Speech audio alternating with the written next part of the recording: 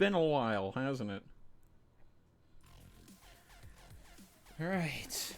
It's been a very, very long time since I streamed me working on this game. Let me get up my Trello because I need to double check what I had listed as the plans for this.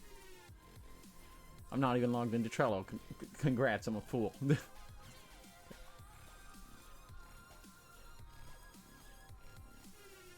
I use Google sign on, okay. God, it's been a while since I've done this. If my Discord's anything to go by, it's been about a year since I've actually streamed me working on this game. So, gotta move around a bunch of things. Okay. Oh. Gotta still figure... God, it's been so long, I gotta refigure some of this stuff out. Okay. Perfect. Alright, I think we're good. Alright, so... on the to-do list for today, I need to make an item registry for my game. Because... something I'm wanting to implement. I'm gonna do a refactor of how items work in this, so...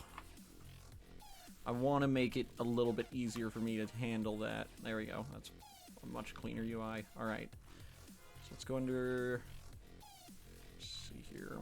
I know my camera's blocking some of this. Make a new folder. Registries. Okay then. Okay, Windows, thank you for getting upset.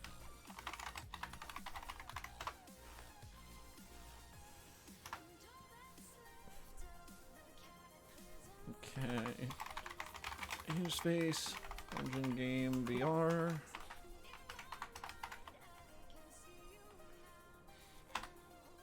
Okay then.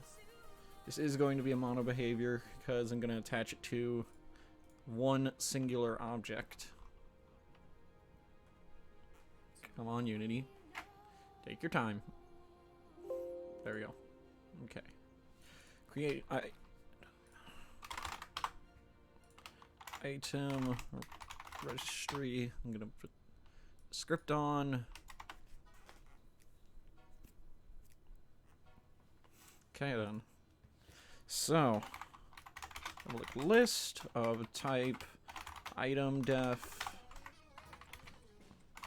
items. Actually, no, I want this to be a private serialized list. Okay.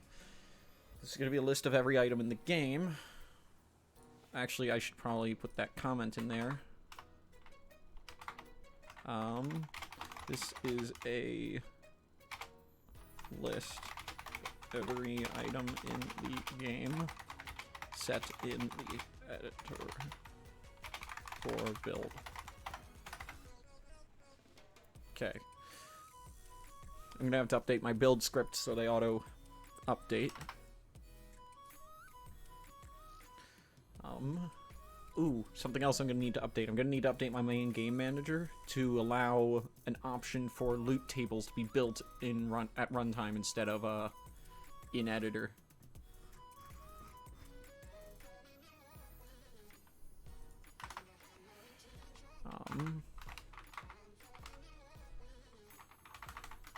I forgot about this joke field. Okay. Then, generate loot tables at runtime.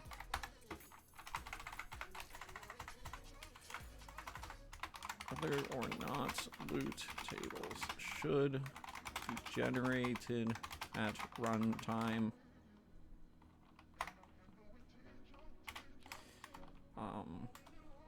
If false, use built in loot tables. Or use loot tables from build.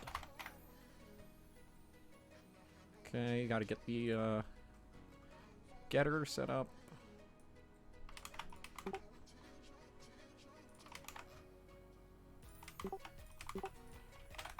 Okay. simple field, just because I don't need to actually set it up. We're going to want an awake function. Okay, then. We're going to want a new field in this. Public uint item ID. Every item in the game is getting an item ID now because of this. Because this is going to make my life a lot easier later on, but a little more tedious right now.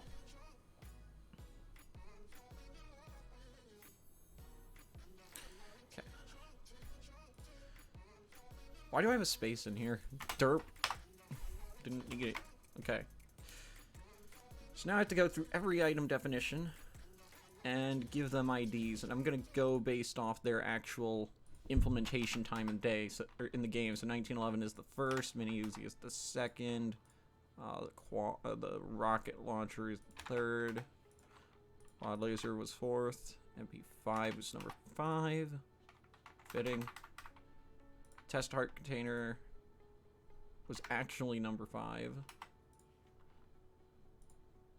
This is number 6, 7 actually. Grenade is number 6.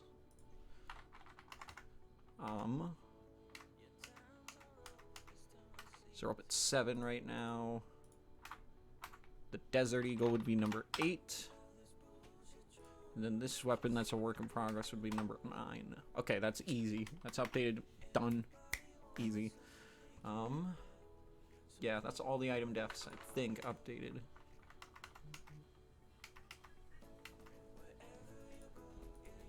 Okay. I gotta shut my door. Alright.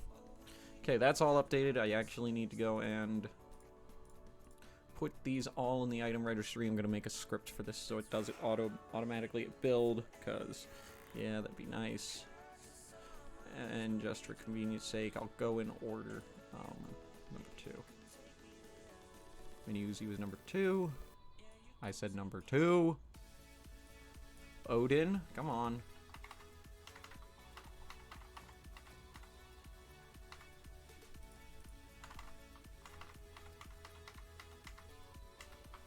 Okay, so that goes rocket launcher, quad laser.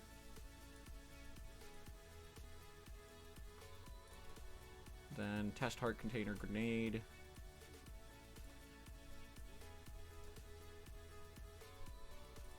MP5 is number 7. I'm just doing this in order just for convenience sake.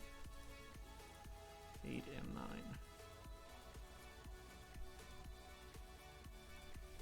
9. Easy, okay. This will also make it so I don't need to load all the items in on every scene or include them with every scene, which will get load times decreased a little bit and the size on disk down. The download size should be about the same though, because of Steam's fantastic compression or streaming or whatever it is. I don't know exactly how it works myself. Okay, everything has an item ID. We want a private dictionary of uint to item def. This will be the item registry. Or no, this will be just, what should I call this? I can't call it items. What should I call it? Well, either way, what it's going to be equal to is new dictionary.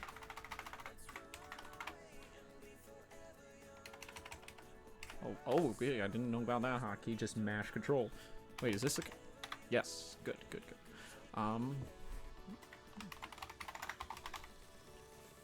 Shit name, but it works.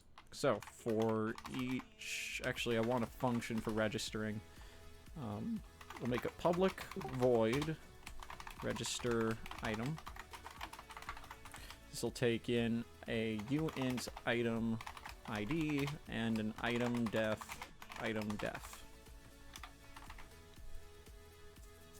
Also, we want a public, or no, private static item registry instance. Public static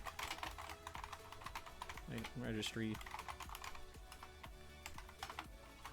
Oops. Held shift one too many times. Get. Then we want this to be return underscore instance. I like the spacing. If underscore instance is not equal to null, then we just return. Otherwise, underscore instance equals this. Okay, this is where we're going to register the items. We want a private void. I'm going to make just a function specifically for this. Alright. So what we want to do is if item dictionary dot contains key item ID return, we're going to want to log an error, but we'll do that later. Otherwise, item dictionary dot add item ID to item def. Okay, we're going to want to log an error up here. And also destroy this. Just the script, not the game object. And in fact, I want to look at the game manager for reference on this. Yeah. And I'm just going to copy this error just because I'm a lazy little bum. Frick. Only one item registry should exist at any point. Could not, oh wait, got the quotes. Could not allocate item ID to item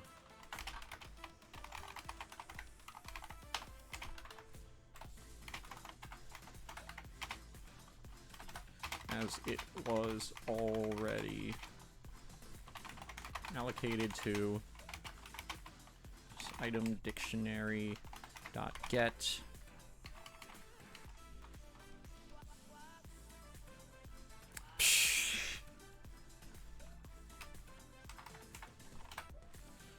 here. We'll do this. Try get value item def temp equals null. Is it out temp and then the item ID? No, it's the other way around.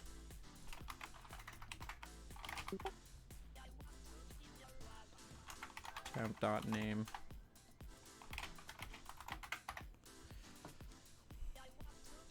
Could not allocate item ID, say 1, to item shotgun as it was already allocated to 1911. Okay, that makes sense.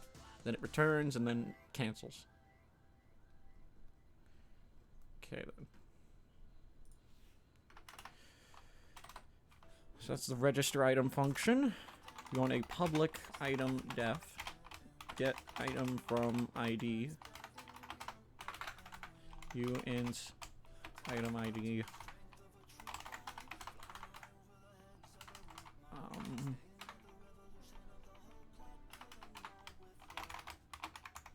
item def equals null.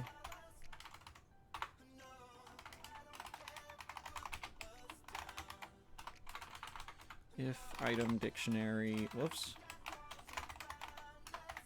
try get value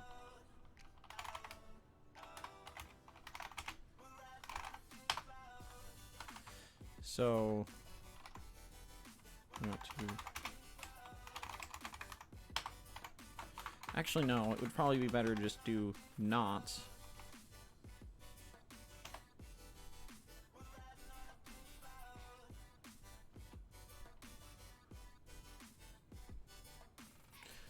The value exceptions if key is null. The key is not null. It should make it. Does it return null if it doesn't find it? I think it returns null if it doesn't find it.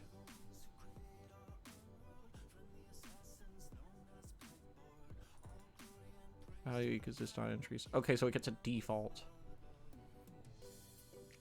How do I set the default again?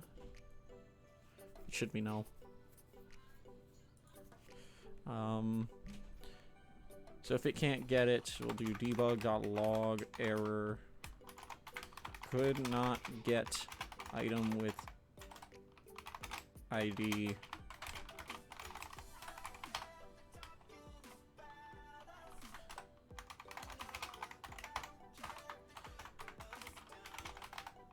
Ooh.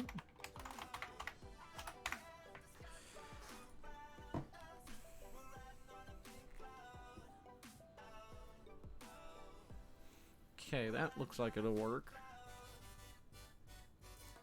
Alright, so this will allow me to get a an item from an ID, so I can use this for various things. Now we need to make the main registry function. Item def, item in, items. Would be like if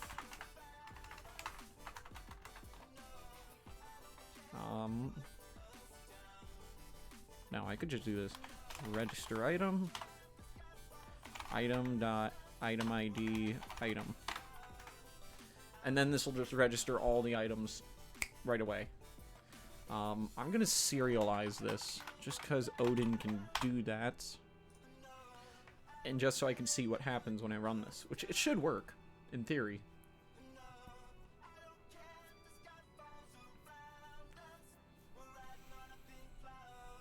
So we should have 9 items in the dictionary by the time it loads. Why is it not? Odin? Something wrong with Odin Inspector?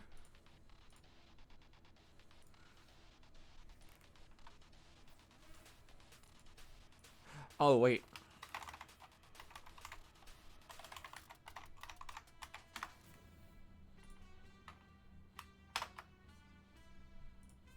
There we go.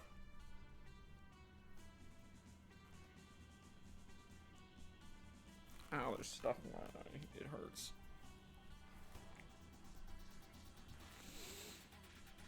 Gotta check something because my shirt's not visible. Okay, there we go. So now it's showing. Well, let's see what happens. It should have 9 entries once it's completed.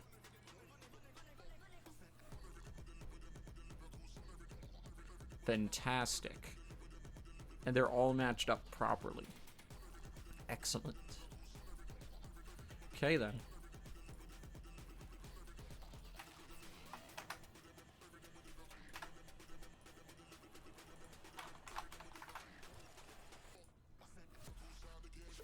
Switch it back to the normal one, just because I don't need a serialized behavior for this exact script.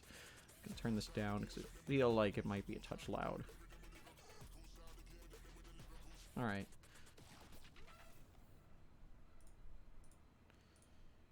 So that should register all items in the game just in one go.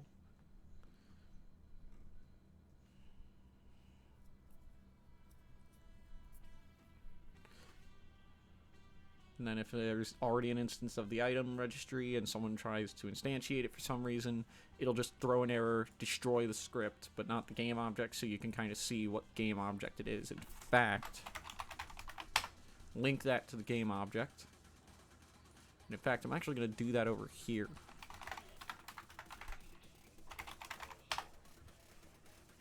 And in fact, I think the dungeon manager, or the dungeon generator, I think has the exact same script. That's the wrong... What? How did I get there? Okay.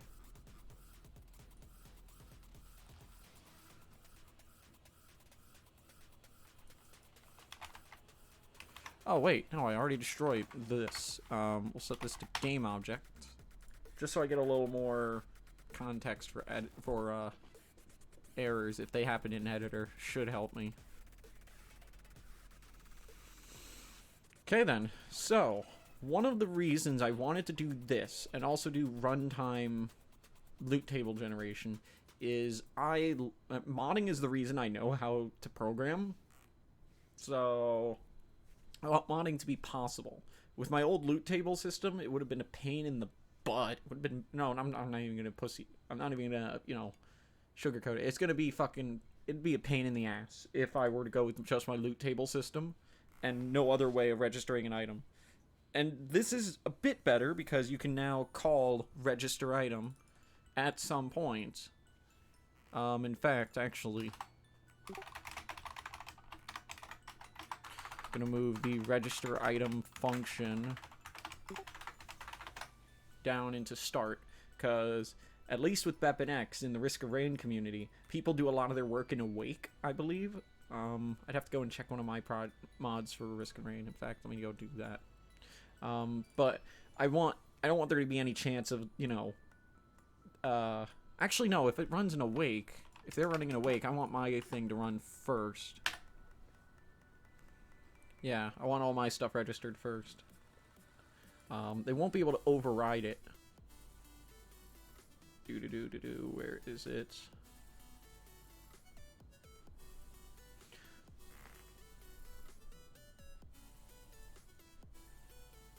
Oh, I know where it is. It's in this folder. Yeah, there we go. Okay. Item tier selection. We'll look at this one. There's only one. Yeah, everything's done in Awake, so yeah, I'll just stick that stuff there, let that keep working how it is. So, yeah. And then what I think I'll also do, just to make life easier, let me go ahead. I'm going to make fields. This is going to be a little ugly, I think. Let me just double check how my chests do it. God, these are bad. Okay, so they just have a loot table attached. Okay. How does the shop do it? I think I just link all of the loot tables on it. Yeah, I just link all of the loot tables. Okay, so I'm just gonna do this a similar way. We're gonna make a serialized private list loot table. Loot tables. And then in start, once all the items are registered, we'll add everything to the loot table. So, yeah. In fact, if main game, no, wait, it's just dungeon game VR dot instance dot generate loot tables at runtime. Then what we need to do is for each, what would it be? I should make like a loot table manager. No, I wouldn't need to do the same thing I'm gonna have to do here. For each yeah, item def item in item dictionary dot values. So we'll just get everything. If item dot exclude from. Oh, I don't have a field for that? Hang on.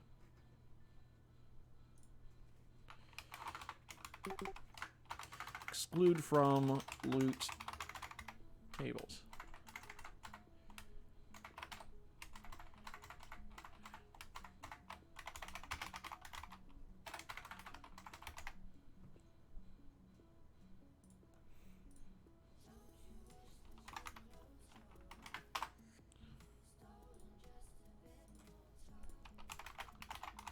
There.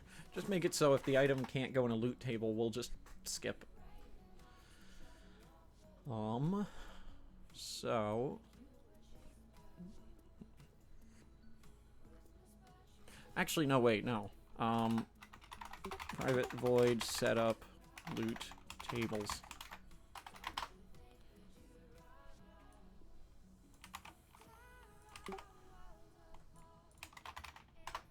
There.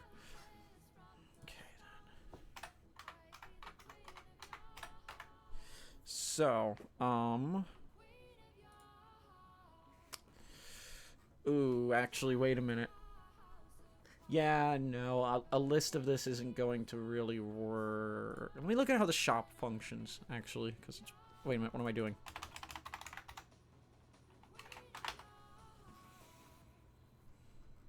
Yeah, I have it internally stored, okay. So I just chuck them all in there and then internally manage it. I think I might just do that, honestly. That seems like a good way for me to handle... Well, it's not a good way to handle it, but... Yeah, I feel this is easier for me to handle. Actually, no. We'll make those protected. And then... region... getters / setters... and region. Then up here, region serialized fields. Wait.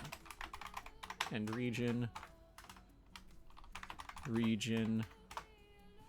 Well, I forgot about that crap. Private fields.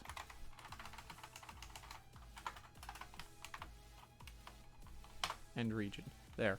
So now we can minimize these. I'm gonna fix my casing on this.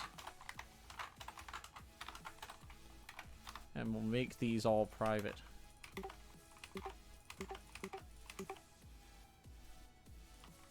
Okay, that's for assigning. And signing.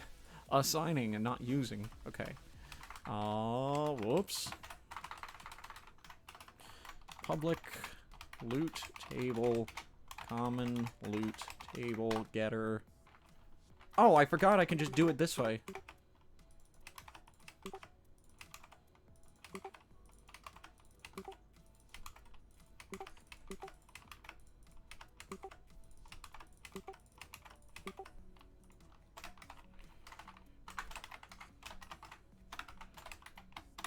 There we go. Yeah. Wait, can I just do that with this?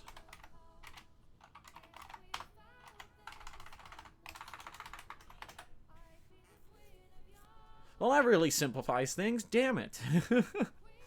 I feel dumb. Convert to auto property? What does that do? Oh, no, I'm not doing... What the hell? I've never seen that before. Okay. Field could be made read-only. No, we're not doing that. So what we're going to want to do here... is the same exact thing that goes on in the shop. Regardless. Regardless of it, whether or not this is used.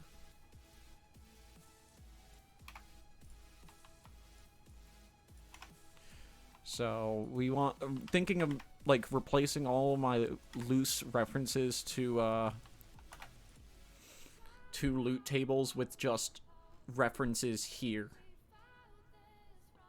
because I could just point everything to the item registry instead of loot tables being all over the place, and that'd also simplify my item spawner code. Yeah, this is a good idea for now. I mean, this is ugly here, but it works, so okay. So that sets the tables, and then this list is no longer needed, and then down here... Oh god, I forgot about the next bit of code that's even worse. Oh boy. Oops, don't want a breakpoint there. So, I've got to actually put them in here.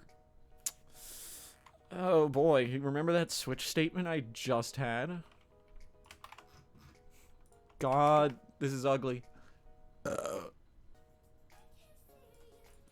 We want to switch item dot item rarity. I added an extra E somehow. Okay, so we want to do dot add. Whoa. Oh, I forgot. Hang on a minute.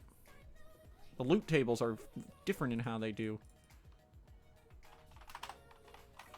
Public void add. item def item. So what this does is this will do weighted item definitions dot add item. Does this run recalculate weight? Yes, it does. Good. Good. Just so I have a simpler add function.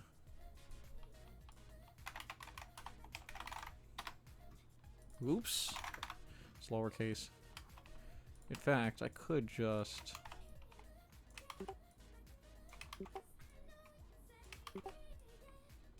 Okay. So this builds loot tables at runtime, if I need to, for some reason or another. Such as modding. In fact... Dungeon Game VR. When do I determine whether or not the game is modded? Here. Okay. Down here.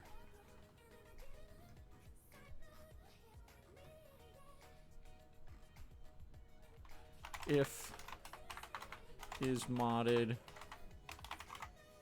Generate. Oh, wait, no. Generate loot tables at runtime equals true. There. So just if I have a, you know, modded copy, or if someone's modded the game and my detection code picks that up, I could check and just set that flag for them. It add a little more loading time to the main menu, but at the same time it'd save them some headache of manually setting everything. Did I get some drop frames there? Oh no, those are old notifications. Yeah, those are from when I was doing a recording. How do I clear the log? I can't tell. Whatever. Alright, we're doing pretty good on this so far. No big roadblocks that we've run into yet. But then again, we're fairly, we pretty much just started. So. Alright, so this allows everything in the game to get its loot tables from one spot. So right here, all of this code, I can simplify it down. So find all references, and then we'll do item registry dot instance is not equal to null. Actually, no, wait. What we'll do here is just one big check. If item registry dot instance is not equal to null, then we'll do item registry dot and then all of these.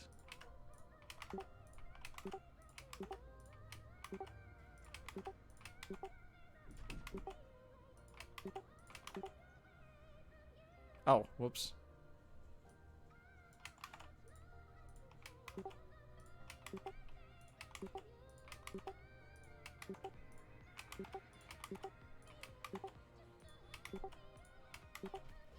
Okay, then. There we go. So I can now safely remove all of this code here. All of this code here. And bam. A much simpler class. In fact, let me double check. Yep, that's everything. Fantastic. Now there's an error in here somewhere. Where is it?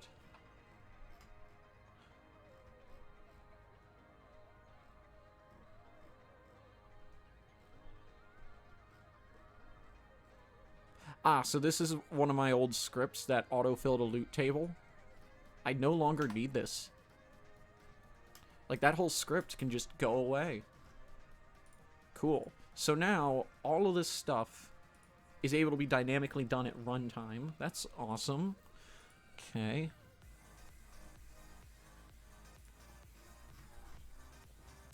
God, some of this code is so disgustingly bad, but you know what? It works, so... Well, it should work. I haven't actually tested it. Oh, compiler error. Oh, it's for my build game script. Because shops, I have a script to fix them. I don't need that anymore.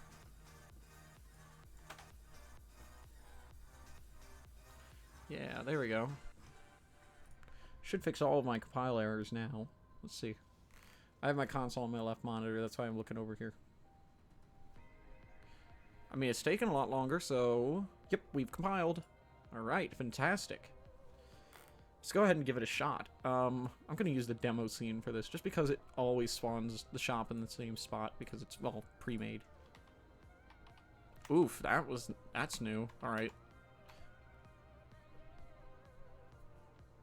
Okay, then. No errors. And that's a key. Oh, hold on a minute. I want to turn off call-in editor because that's a thing in a place. Try again at a different time. Let's do multi-camera. Turn on and off call-in editor. Cool, that should work. Nothing spawned in the shop. Let's reload the scene. Nothing. Interesting that nothing is spawning in the shop. That's... sounds like something's wrong.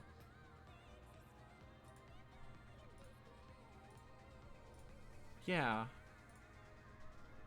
Oh! Hang on a minute.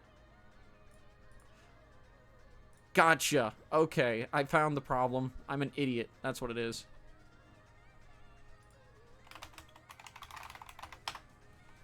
Where is it? It's like in here. Don't destroy on load. I forgot about that. Derp.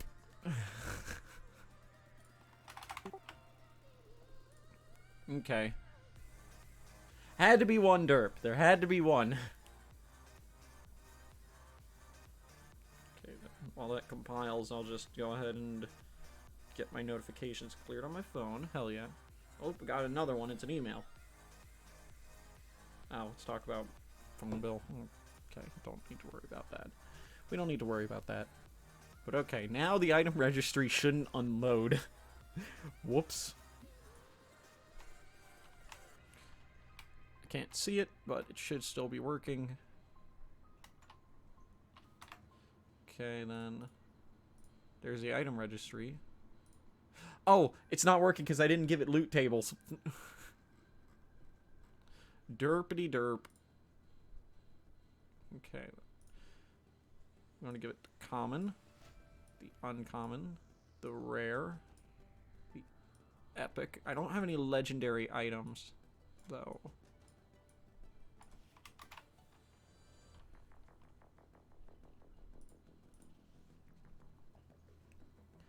Now it should totally work.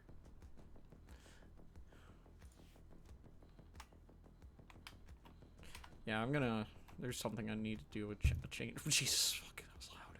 But hey, there we go. Items are loaded now. That's good.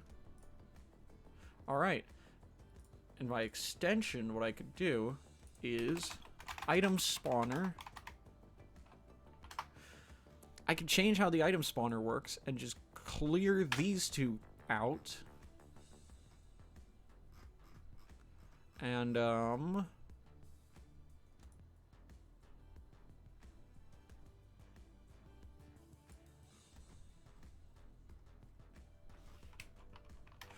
hold on. So this is a manually populated list. We'll make it private, and then, yeah. So what I'll do is I'll clear this out. Wait a minute.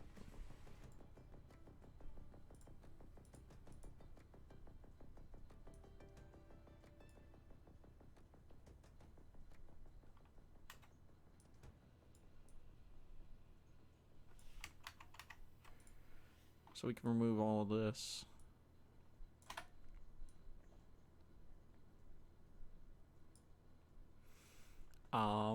Actually what I could do,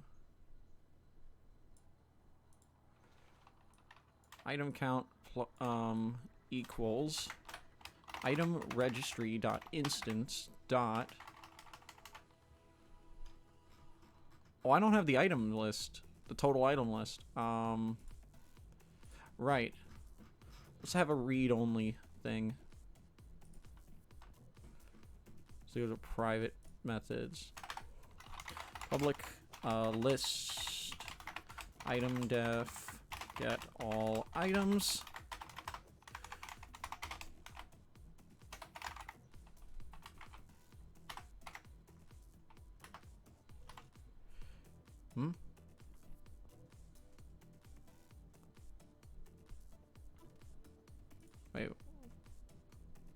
What is this? What is this typing again? Oh, it's a value collection. Okay. Can I get this as a list?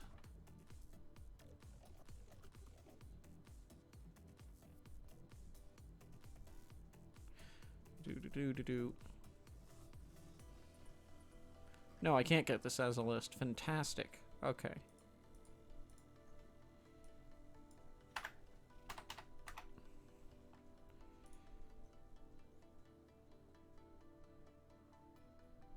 Okay, so I can do this.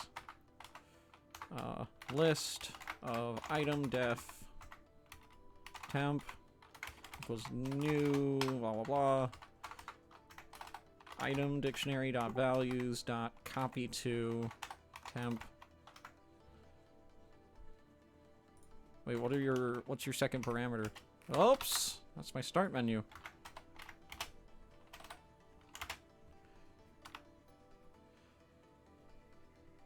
Copies the value collection elements starting at the specified index. Oh, start at 0.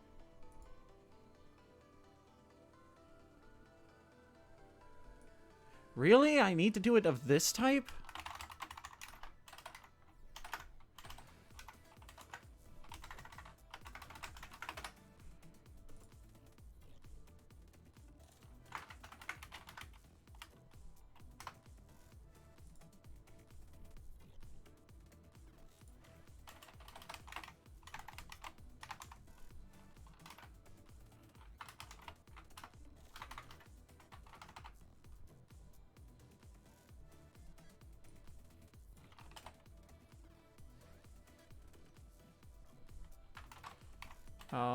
We'll do item dictionary dot values dot count. Yeah, that'll work. And then we'll return temp. This is dirty.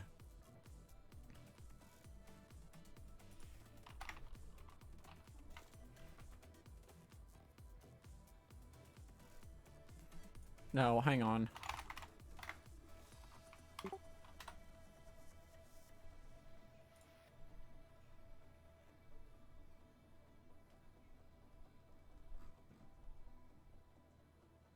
There's gotta be a better way for me to do this. Come on.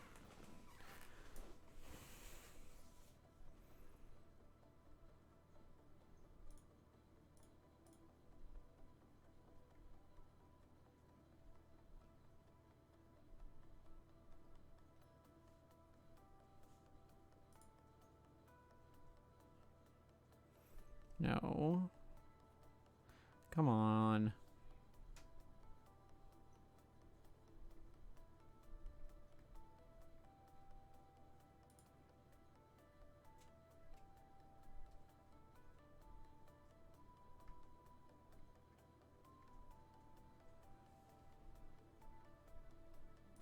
Oh my god, there's literally a 2 array. Oh my god, there's literally a 2 list. God.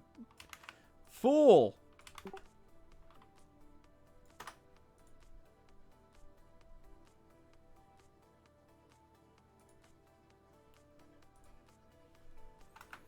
Get all items dot count.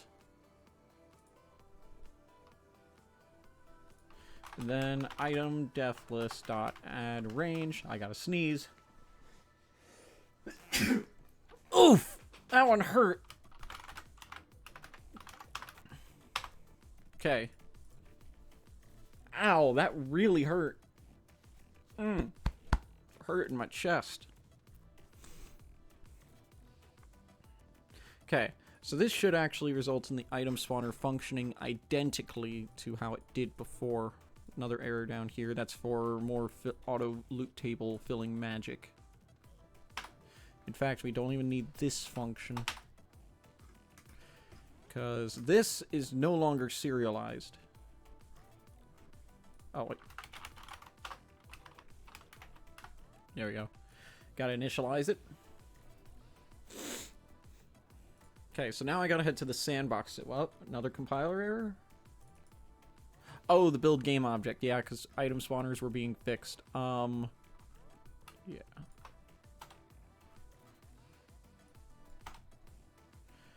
Yeah, now it's only fixing chests.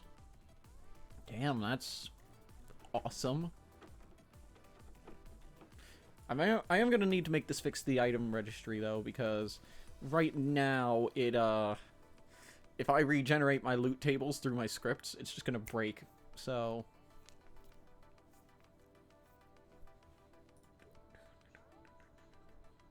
this music is awesome.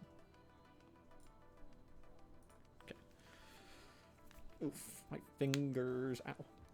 There we go. Alright, so we have our item registries compiled, built. Let's go ahead and check the sandbox scene. That's the grenade. Cool. That works.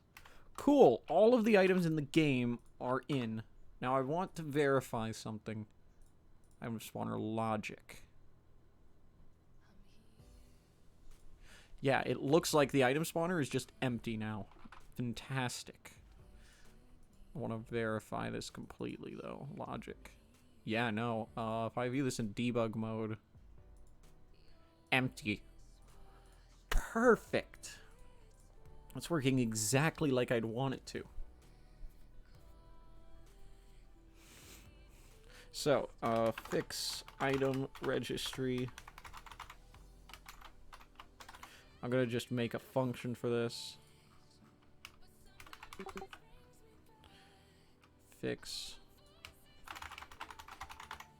item registry.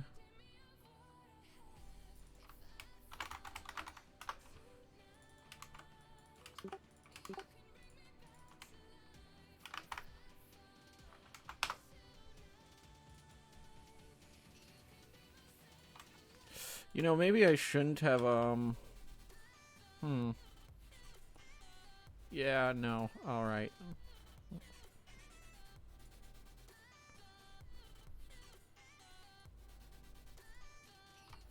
So what we'll do is item registry dot loot.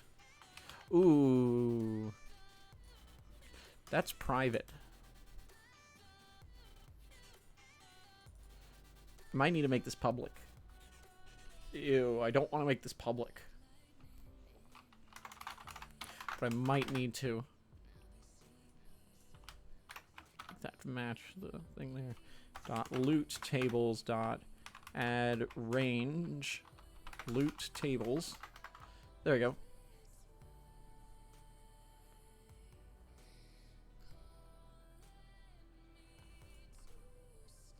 Then this is my backup search function.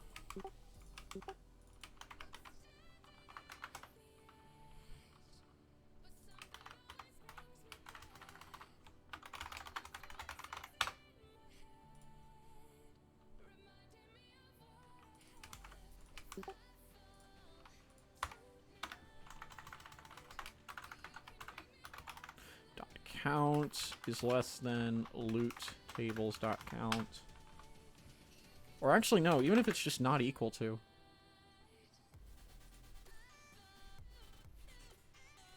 Yeah, and then I could just use the same code. Well, actually, wait, it's just... Wait! Duh! You don't even need the for loop. Fantastic. In fact, I probably want to have this check here as well.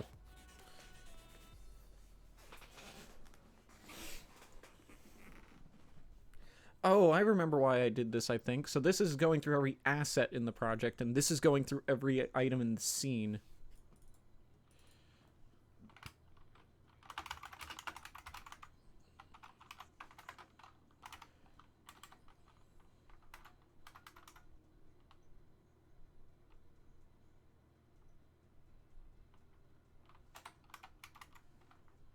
I don't care if there's grammatical error, because this is at build time, so it's fine. So that fixes up my item registry at runtime, so it is properly, it properly has all loot tables after they're built. So, yeah, actually, wait a minute, just realized, over here, whoops, I made an error. Alright, actually, wait, over here, in the setup loot tables function. Yeah, if generate loot tables at runtime. I want a clear loot table function.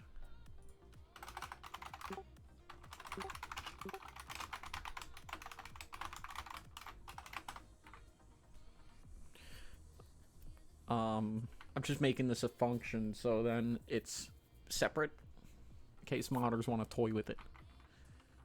So let's see here. Loot tables.clear.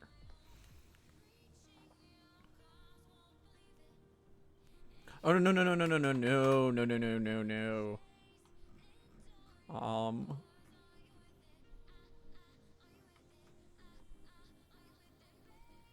You know what? I probably want to do this up here at the start of the start function. If, and then like right there. Dungeon game VR dot instance dot generate load table or loot tables at runtime. Then we clear it and then we set all this stuff. Just so here I can go for each loot tables. This is a crap pre-gen.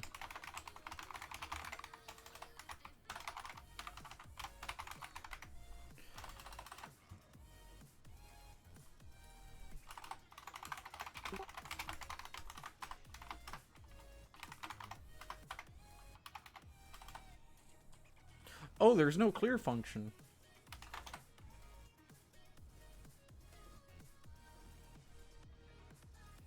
Okay.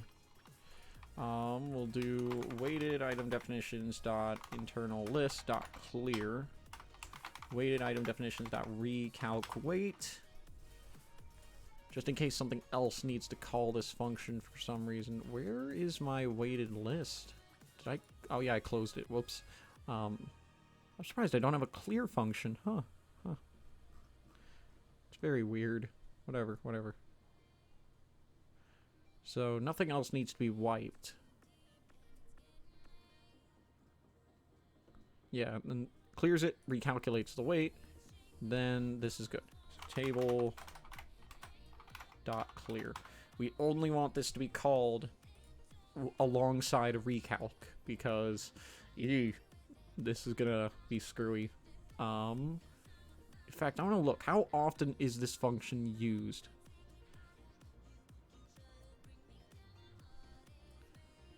Item defs for rarity? What the hell? Oh, this is locating all rarities. Okay, so that's fine. Yeah, and then this script.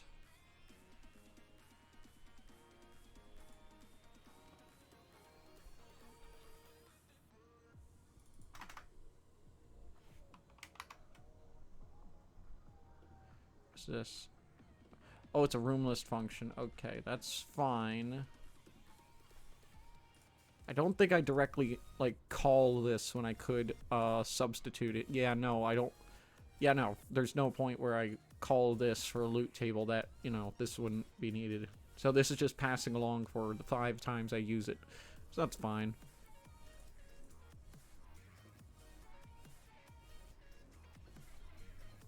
So yeah, this will clear all the loot tables out. Only if, we generate them at runtime when I will call them, but modders can freely call these anytime they want. So yeah, and I know that something someone could do, and I might actually make this mod for my own game because I've made it for Risk of Rain 2. Is someone could, put a hook into this function, so before the function is called, their hook gets run. And then they can change the tier of, or the rarity of any item in the game that they want to. So, yeah. That's gonna be fun.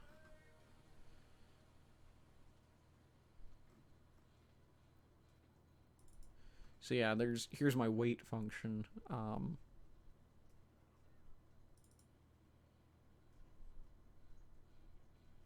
Okay, so this actually is unreachable code. I'm going to clear that.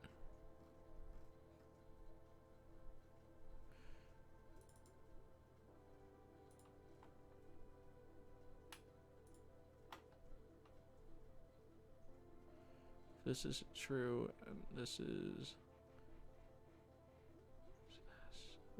false. This has to be true. Yeah, no, that's not needed. Okay, cool, cool. So yeah, this is my system that prevents a player from getting the same item multiple times. I'm gonna need to rework this entire function because of how I want to rework items. Originally this game was supposed to be Gungeon, but 3D, desktop VR, first person. But I've been playing a lot of Risk of Rain, and oh my god, I've realized how good that game is. So what I'm gonna try and do, keyword try. I'm gonna turn this up a touch. Seems a little quiet. What I want to try and do is incorporate some of the elements that make Risk of Rain fun, such as item stacking and whatnot. Because those really make the game awesome. This. Actually, no, I'll leave that there, even because setting this, I don't think it has no benefit, no downside. So, yeah, this all seems to be good, which is fantastic. Oops, I am gonna move that inside, here. There we go. I like all my usings to be inside the namespace. It's my preference. I probably missed a ton, though, yeah.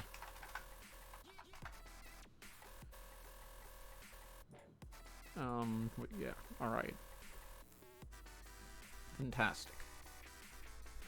So now I can actually run a quick test. So all my loot tables currently are built manually. Actually, I need to go and modify an item so it doesn't get counted in the loot tables.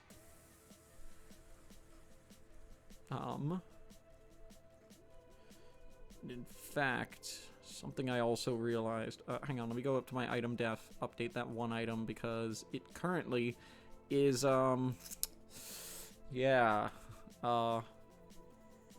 must be unlocked. Yes. Exclude from build. Exclude from loot tables. Because I don't have any... I don't have the functionality in for that yet. So... what was I also going to just do? Some change I was going to just make. Oh, I was going to test this running at runtime, but, you know, this is the same code I'm running... oh, now I remember. I want to go in my build game object. All this code here is in the editor only. It's compiled out because... excuse me.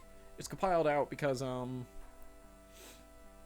well, I am using this to pretty much create all of my loot tables and everything at build time, but I don't need all this code in the runtime environment. So I just use this object as a changelog, and also a build number that I can increment. So let's see here, generate all loot tables. So yeah, this is where I generate them. Where's my generate loot table script? Find all pickups, fix all loot tables. What? That's it? Oh, okay, that's why.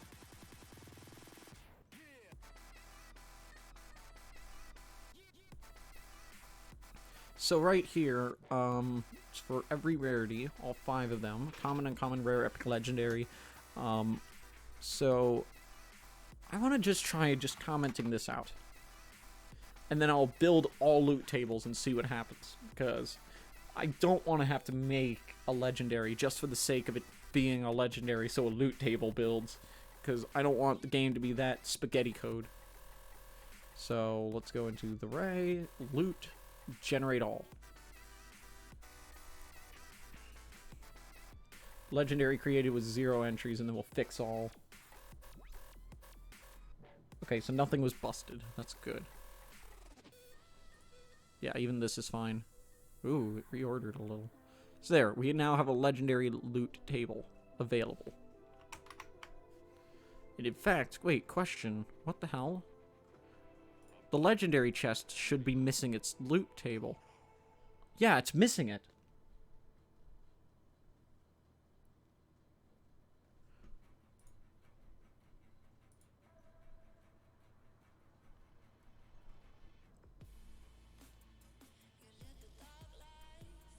Weird.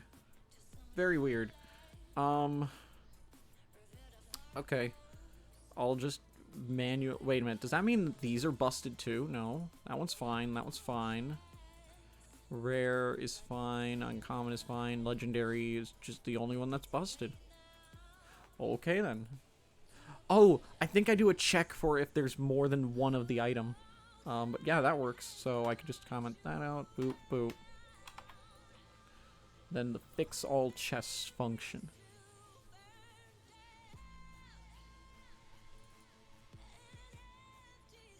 Yeah, right here is where it does it. I don't know why it's not working. Whatever, it's fine.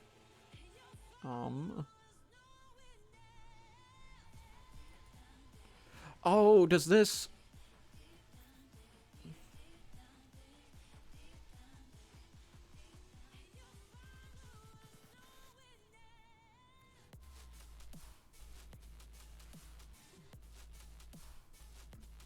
Yeah, this should be working here. Whatever, it's fine, it's fine.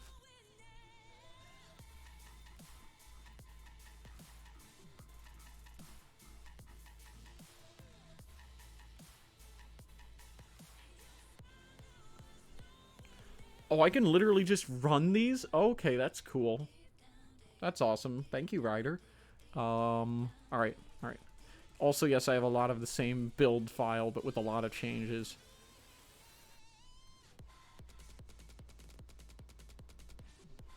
Oh, yeah. The minimal build. Oh, man, I forgot about that. I made that just so I could test mod detection. Because I love modding, and yeah. I'm not gonna talk too much about that, though. I want that to be a secret.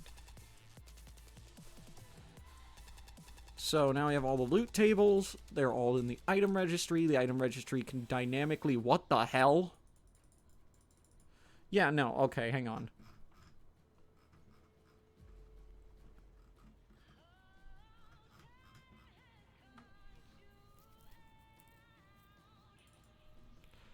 Oh, I don't increment the repaired number.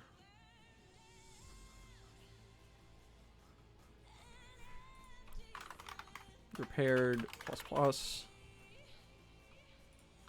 Repaired plus plus. So I actually, okay. So I'll actually do this. Item registry dot loot tables dot clear. So fully clear that out and then rebuild that. Just so, yeah. Hi, Derek.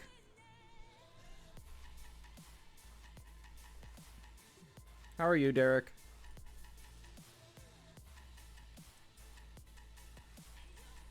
There we go. Perfect. Did exactly what I wanted it to. Awesome. Fantastic. That's good. That's good. This can probably just go in my manager's thing. Yeah, that's fine. Okay. Cool. I just made an item registry for my game. And it's based on your favorite form of telling what an item is.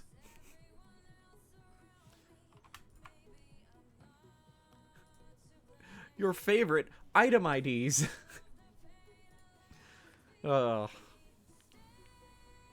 In my own defense, I'm only doing this because this is easy to sync across the network. And that's the entire purpose behind this. Network synchronization for one or two certain things. And also because, unlike Minecraft and what it used to do, and what it did for a long time as well, originally it used a single byte, then it moved to a short. I'm using an unsigned int, so we're fine. We're fine on IDs. Like, what? How large is an unsigned int again? So it'd be like, what? I'm just gonna type it down here. uint dot max value. uint is very big. So let's see, that's 1, 10, 100,000, 10,000, 100,000. 4.2 billion item IDs. That's fine. That's enough. I don't think we're gonna have 4.2 billion items, weapons, active items. No, I'm never gonna hit that number. It's still less items than there are planets in No Man's Sky. No, I'm kidding. Alright. So I think that's all of my references sorted. Yeah. The item spawner pulls all its data from the item registry. The shop pulls all its data from the item registry. And then they go back to the loot tables. Yeah. That works. Cool. And then this is manually populated by me. Whereas this is set once and then, you know, or well, not set once, but it's set at runtime. Or no, at build time. Oh yeah, another function I added, Derek. You can now dynamically rebuild loot tables at runtime. Also, I have to relabel my thing as completed. Hooray!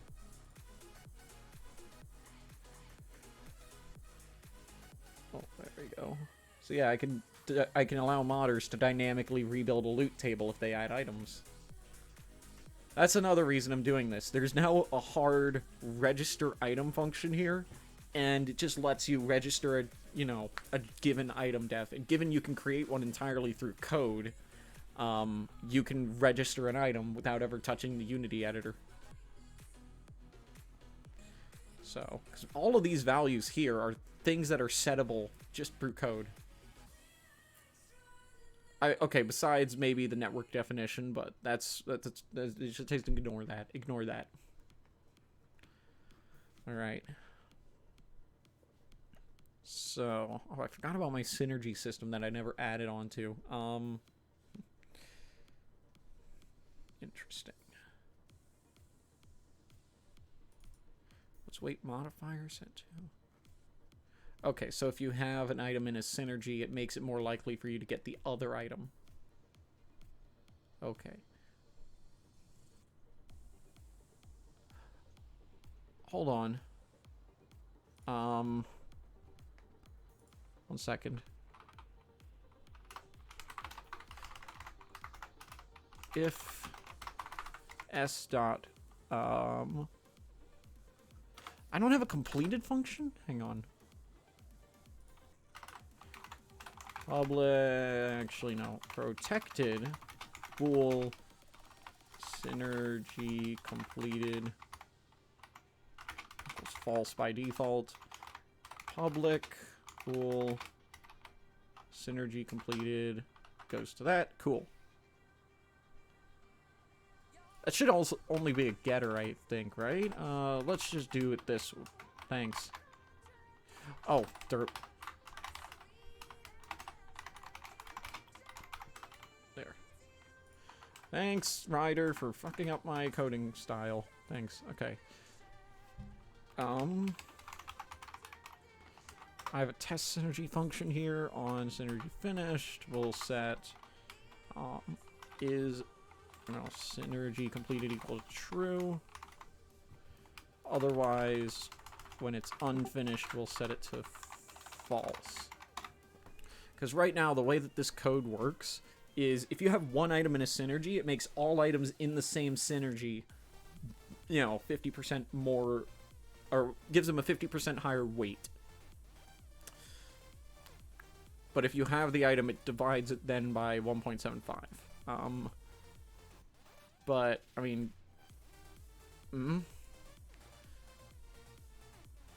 I kind of want to make it so if you have a synergy, it's not more likely to give you items from the same synergy. So, if S... actually, wait. Yeah. If S dot synergy completed, continue.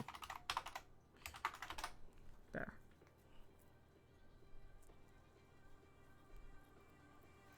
Yeah, that should make it so other items appear more often.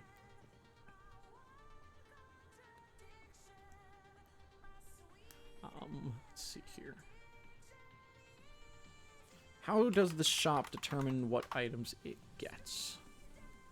Or when does it determine it? I think it determines it on spawn. Yeah, it determines it on spawn. Okay.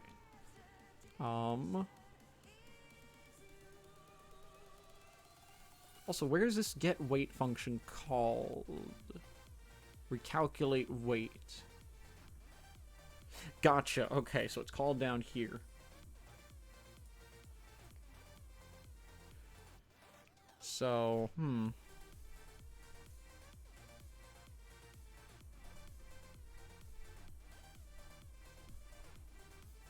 here, it gets a random item, and it okay, whenever a new item is grabbed, it recalculates the weight. Gotcha. Good. So yeah, this function auto-updates every time. Okay, that's good.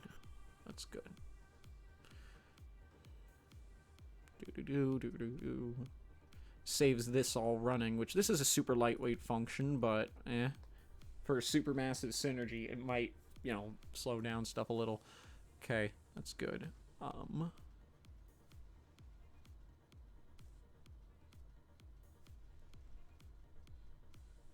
So I'm going to modify how certain things work, because right now I think item stacking works properly. Like, if you stack items, the items just keep giving you the bonus. But the way that it's doing it now is it creates a new instance of the item in your inventory every single time. And for active items, that's, you know, we only are supposed to have one. For weapons, that's perfectly fine for it to have duplicates. Actually, no, it's not, but I mean, I prevent that in some cases.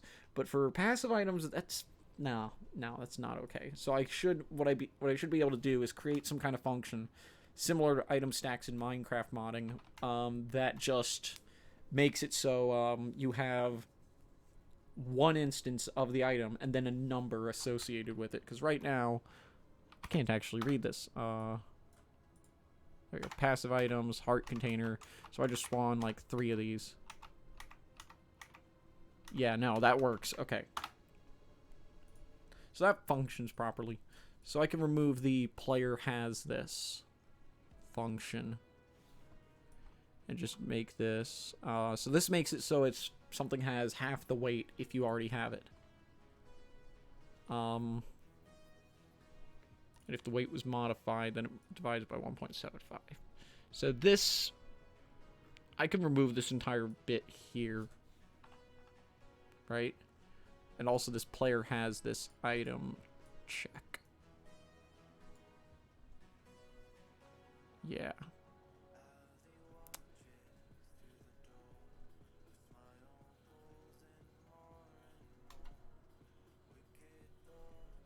So player has this can just disappear. And actually, wait, so I have a check here for if the weight was modified. Hang on. Yeah, if weight was modified here, it can't do it again. Just so an item, if it's in multiple synergies, it can't just, you know, guarantee the item. I think I might disable that too.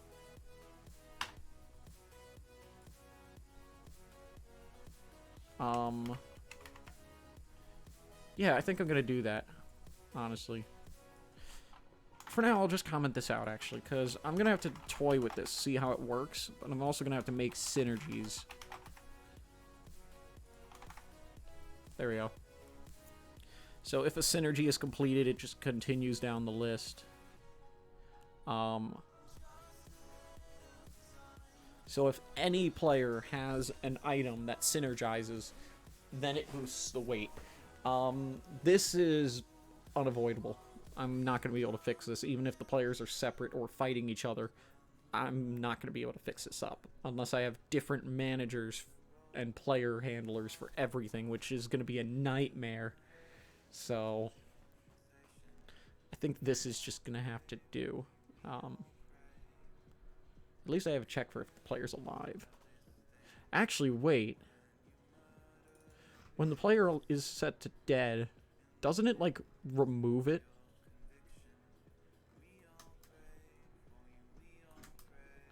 On death. Set by Unity. No, it's not. No, it's fucking not. Health update, entity death, player list.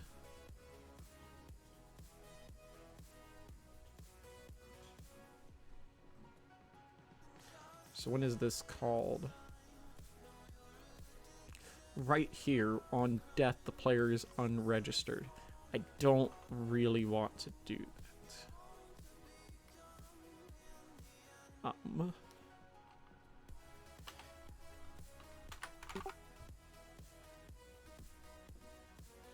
I want a function for alive players.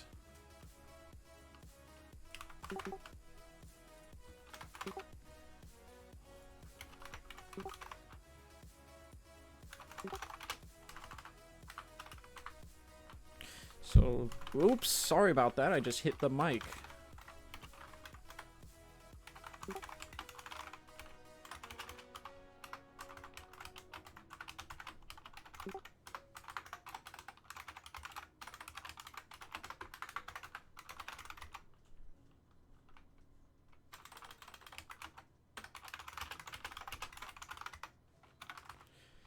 If p dot is alive, living players dot add p. Okay then, so that'll just give me a function that can get all currently living players. That's good.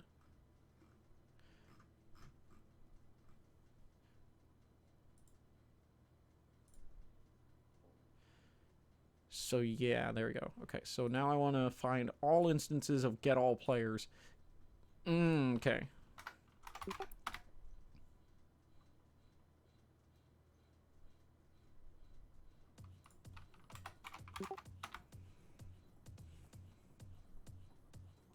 So we want this to be get alive players.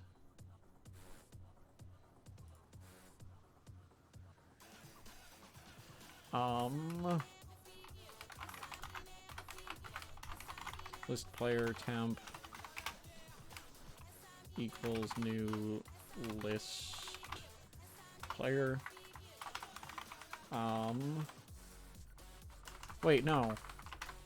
I don't need to do players. I can do get alive players dot count. Because get random players should only work on you know, living players. This is get all local players. I'm gonna make a dupe of this. Get alive local players. And then what this will do is it will do get all local players. Dot is alive. Living player. So where is this called? Oh, this is on a shitty occlusion culling script. That's literally the only place I use this. My old occlusion culling script. I forgot I even had this still. But hey, now I have this available. So get random player will only grab one from the living player list. So let's see here. Oops, I want get all players. Enemy base, get target updates. Yeah, I need to adjust a lot of scripts because of a bunch of things that I'm working on. It's only 2 usages, and these are on item def.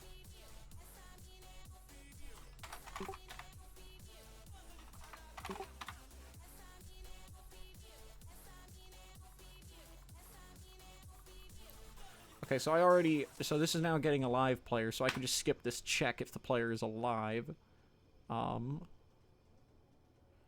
Also, you know what? If this count is greater than 0, then this should just go. So I don't need to actually load all that stuff there. I can load it down here. Might be a small performance improvement, actually. Yeah, that should help. Okay. Okay, the other reason I'm doing this, besides, you know, the item ID thing, the other reason I'm doing this is because I could not figure out a good way to save whether or not an item is unlocked. Because I am going to implement item unlocking, so items need to be unlocked.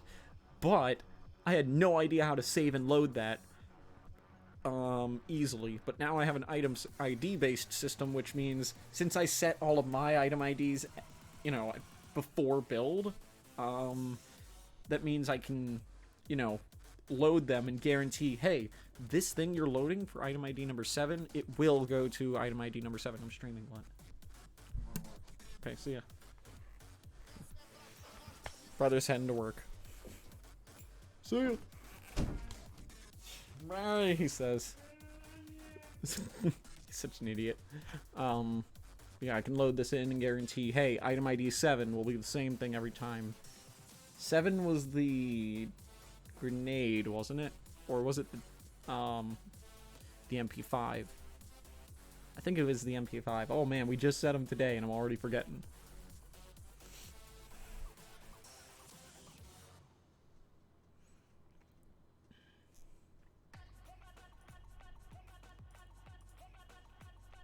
Checking the grenade.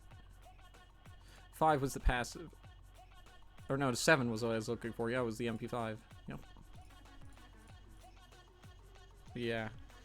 So I'll have to, if modding ever becomes a thing for this, if I ever release it even, I'll have to communicate with the modding community because there's a lot that goes into making an item. There's the item definition, there's the item prefab itself, and then in, Bearded Man Studios here, you need to... No, not there. Wait, did I move it? Oh, I think I moved it out of here. I put it here. No, I didn't. Where did I put it?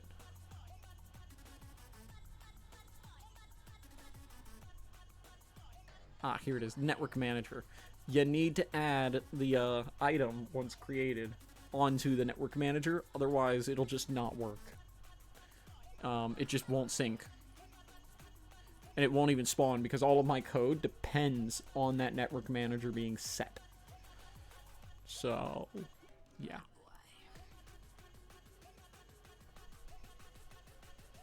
Let's see here. So what next? I've marked that as done. There's an air horn. Good God. The item registry is pretty good right now. That's most of what I wanted to get done today. That only took an hour and a half. That wasn't bad. I said there was something else I wanted to look into, but I think I might look into expanding synergies for the moment, because right now I only have one synergy, and it's this one. That basically just says, hey, we did the thing. Cool. Actually, no, I kind of want to make new items, too. First off, let's see here. What could I do? What could I add? What new item? Ooh, also, you know what? I'm actually gonna... no, I'm not gonna show this, because they're heavily work in progress. What should I do next? I think let's make an item. Because I haven't made an item in a long time. Because, I've always gone with the, hey, I need to make a model for it. But the heart container says otherwise. I could just make it a box. So Deagle is 8. The 1014 is 9. So this would be item ID number 10.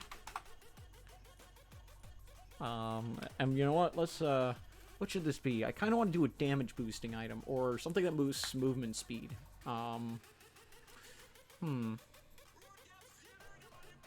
Damage would be kind of hard to do. Like, I'd need to... Actually, both of them would be pretty difficult. First things first, what I'll do is, I actually want to boost player speed, because holy crap is it slow right now. So, let's open prefab. Let's bump up speed from 6 to 8. I think that'd be a pretty good change. So it's set to 8 now. Let's go into... I think it's this one? Yes. Right? Yes. Okay. So we want touchpad. Slide control. Maximum speed is 3. Let's bump this up to 5 on everything. There we go. Arm swinger. No max speed.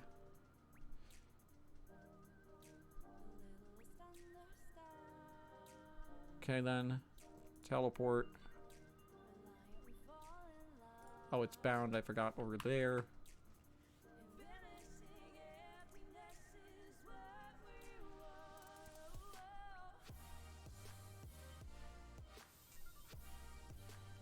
It's here, I think. Yes. So that's fine as is. So that boosts all player movement speed. See how that feels in-game, because I have not tested any of this. Might screw up all the scaling. Oh my god, that feels so much better. That feels a lot better now. Hell yeah. Alright. I'm gonna need to amp up projectile speed of enemies in order to accommodate, though. Luckily, they're all set right here. So, we'll increase this by, what, 20%? In fact, we'll increase them all by about 20%, so 6. The boss, I need to also, wait, no, that one needs to be slow. This is when I can speed up a hair. The rapid fire, I'm going to speed up a touch.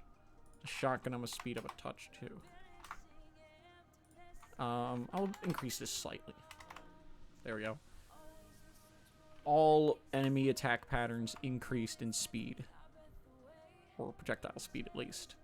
Let me verify that my enemies are actually using that info, because I made that system and never made sure they're using it. Okay, they are. Cool. Good, good, good. Alright, so we're going to make a new item. What should it be?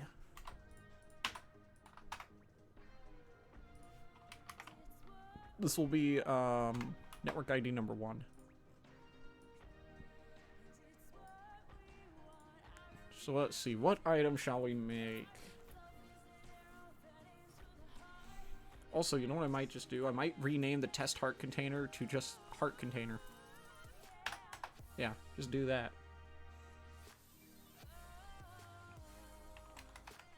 Because, I mean, it's a heart container. It's not a test anymore. It works. Let's see here. What should this be? What should the item do? I'm trying to think of what I could make it do. I mean, I could make it to where, on taking damage, the thing that hits you, the thing that did the damage takes some. Because oops, sorry. Because I think, when you take damage, I do include the source.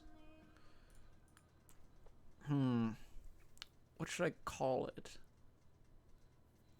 I mean, I could just call it Thorns. Thorns! No.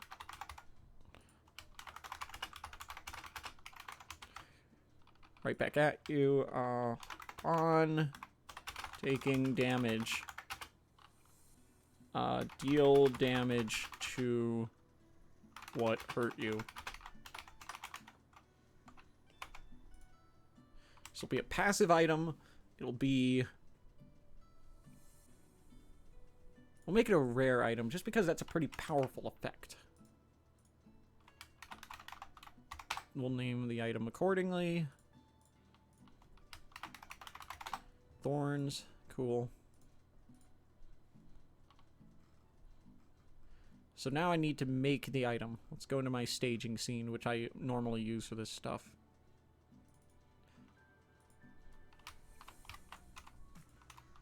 Did it auto-bake? No, it didn't. Okay. This is my scene I use for testing all this stuff out. I'm just going to use the same prefab as the heart container. Except I'm just going to rip out the... Here, we'll make a new folder called Thorns. Create folder prefabs. What's this? Test pickup? I don't remember this item. Has no item def. I don't remember this. Okay, then where's my heart container?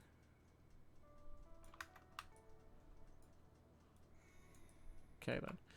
So we are going to unpack prefab completely. So it's... Oh, no, not. We're not going to do that. We're going to just unpack the prefab itself. And then we're going to bind it to the item def for thorns.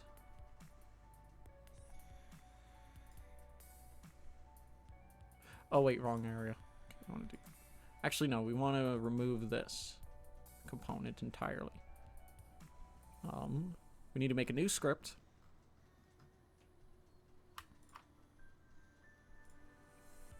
Items, passive. Wait. Where's my heart container item?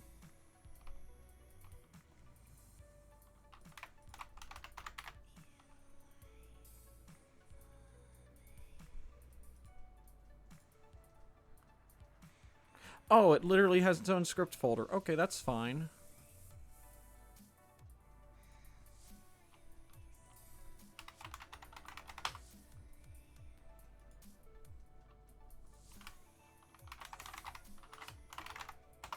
Item thorns.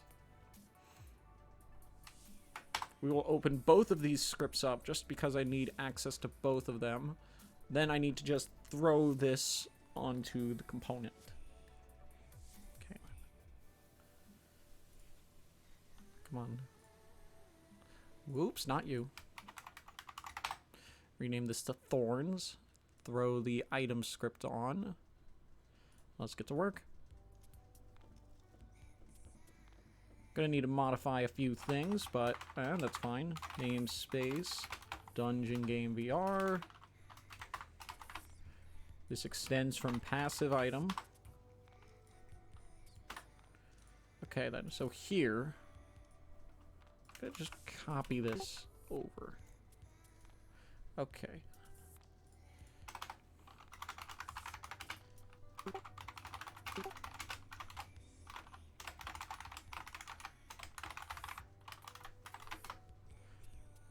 So, we need access to something in here.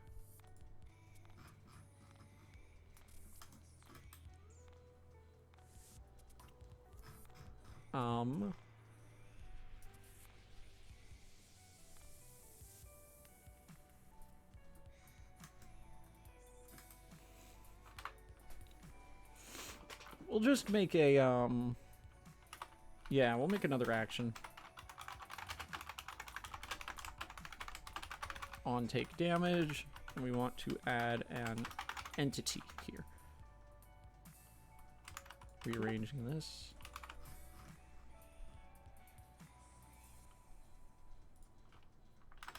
If on take damage is not equal to no, then we will call it with the source as the value. Actually, wait, can I have multiple parameters? Float. Is it a float? Yes. Yeah, I can have multiple parameters. Awesome. I forgot if I could. I am, like, not centered. I'm sorry. Damage. Okay. So, there we go. That will, entity source, float, amount. There we go. So, I'm just making this in the entity class, even though only players can hold items at the moment. Where is owner actually set? So owner is set to a player type. Real fast, I want to try something. What if I set this to entity? What breaks? So,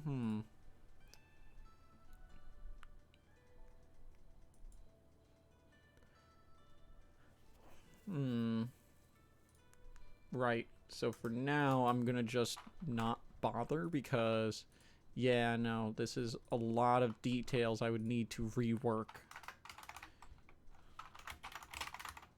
To do,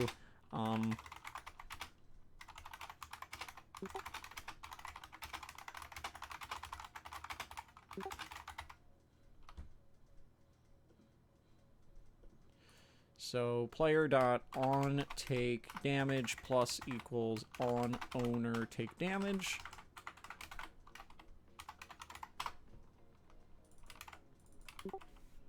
Okay then. So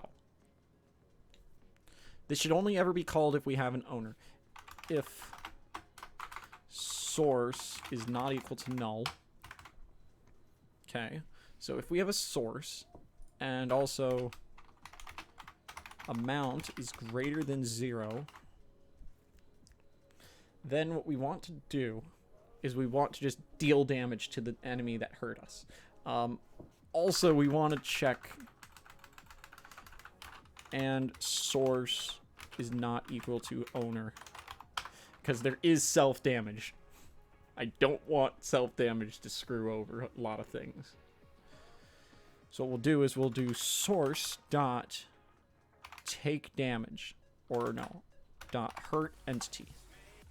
Source will be the owner, and then the, oh no wait, amount owner. Bam. So that just deals damage. One thing I'm gonna need to be careful of is if two people have thorns, then it's just gonna bounce back and forth forever. So actually what I could probably do is just set the source to null. What do you mean there's an error? Where? Oh, wait, I forgot about that. Yeah, I know. So there we go. So that should now call hurt entity and then not provide a source.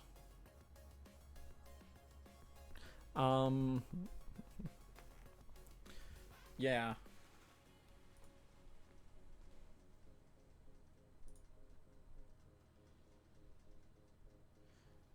In fact, what I could do is I could make a couple forms of this event. Pre, post, and then this would want to function on post.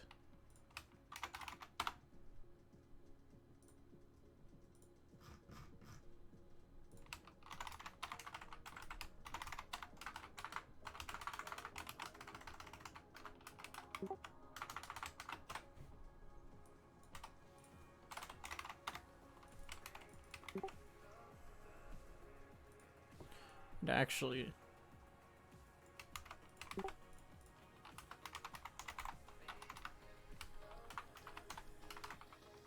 does entity death? Yes, it does toggle that. Okay. If is alive, and we want all this to take place. Only if the player is alive, we want this to happen. Then we have the death function, which we can use for various things. We can use this to possibly... Gotta do a Google search. C# action out.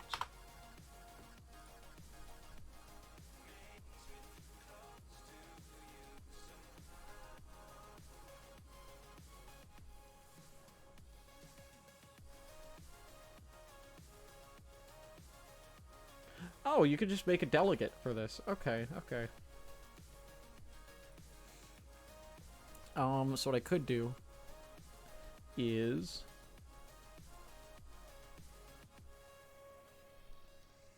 Okay. So, I'm gonna have to be careful on this. So, it's what? Public delegate void on take damage pre.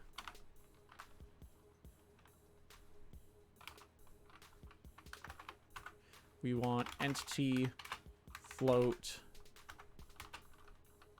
Yeah, entity and float, and then parameters are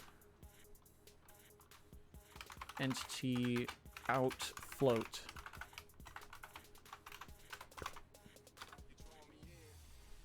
Oh wait, entity source.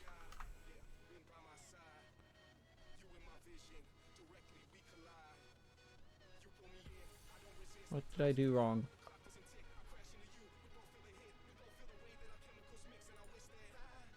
Oh, it's because I already have this set. Identifier expected. Oh, it's T1, T2. It's literally T1, T2. God damn it. Alright. And then this should work. Incorrect number of parameters in reference to delegate entity out float. Can you not have multiple? Hold on, can I just...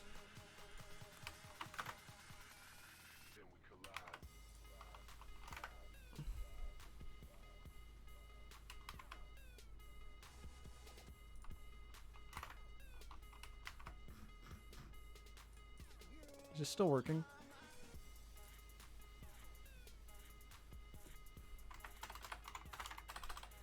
Oops.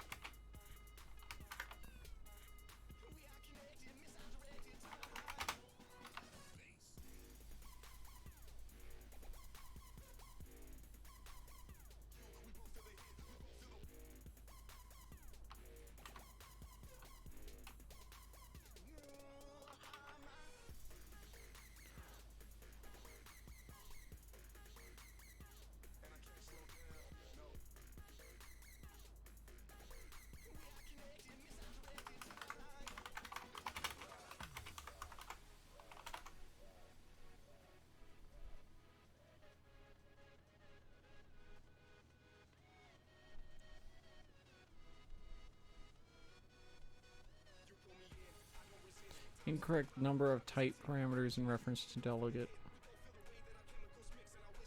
Does this have to be a static? No? What the hell? Okay. I'm just gonna set this back.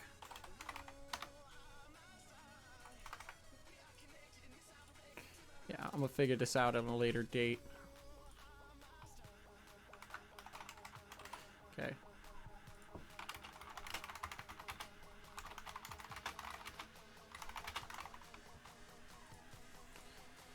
Okay then. Oh wait, is there a default value of just null? Oh, it is. Okay. Cool. Actually,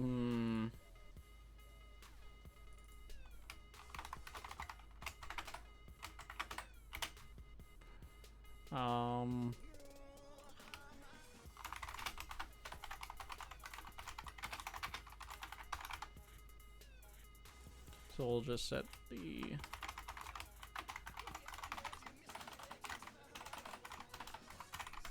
cannot type.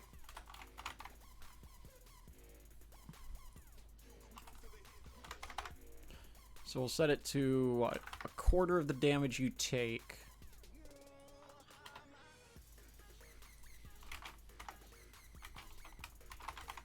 Damage multiplier. There. So a quarter of the damage you take will be dealt back as, like, you know, retaliation damage. Just need this to update real fast. Come on, Unity. Phone just went off. I didn't silence my phone. I'm a fool. Alright, there. So that's updated. I gotta link this to this. I've got to link this to... Oh, wait, that's over here.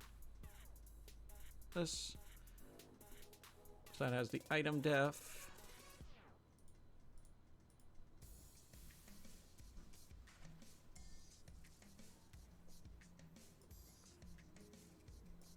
Okay, then.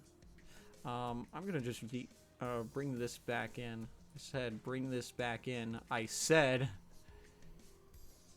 Unity, please. Oh my god, I'm literally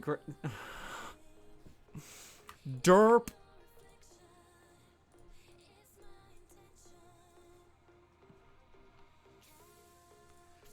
Can I, like, paste these values? No, I can't. Okay. So what did I do for here?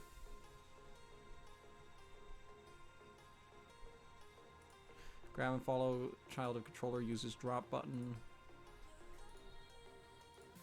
Physics, continuous none, cached components. Is there anything else? Oh, debug settings. No, we're not setting up snap point.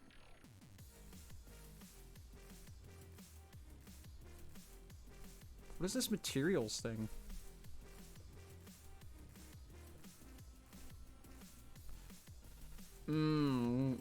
Okay, that was a thing I started working on but had to put to the side for a while. Okay, so that should be all of the components brought over. This should be a functional item. What did I set the size of this to? Medium. Okay. Just making sure all of these are correct.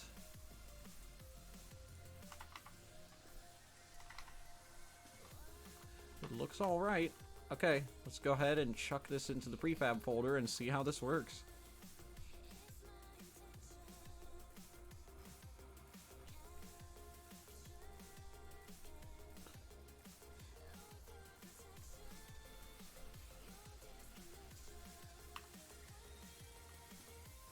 It's in my manager's folder.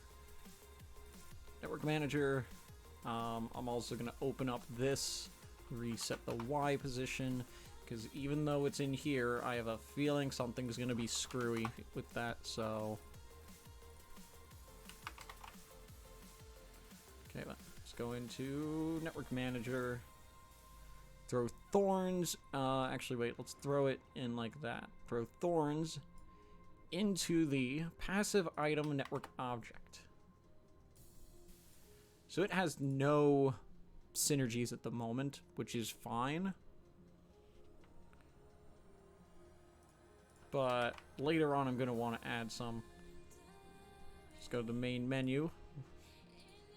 Rebuild all loot tables, and then reconnect all the loot tables. Okay. Just make sure they're all reconnected.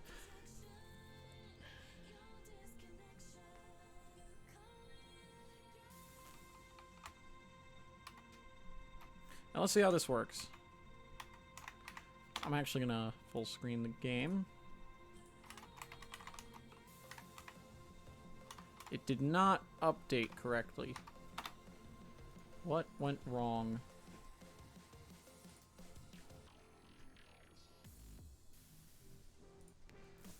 Thorns is... that's the wrong listing.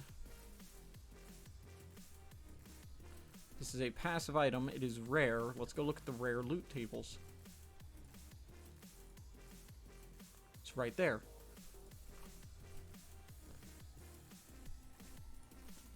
Oh, I never... Derp. Yeah, that's gonna be a point of failure for me. Whoops.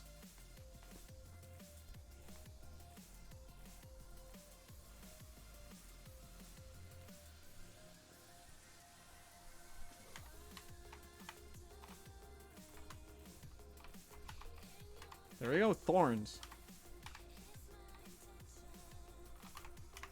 Okay then. So, I'm gonna want some heart containers, otherwise I'm just gonna fucking die. So if I spawn a handgun guy... Wait, I can't see its health bar. Shotgun guy. Wait, I said shotgun guy. I said...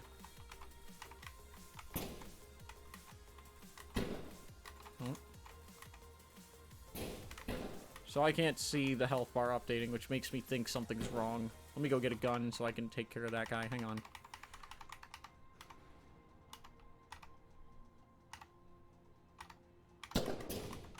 Bang.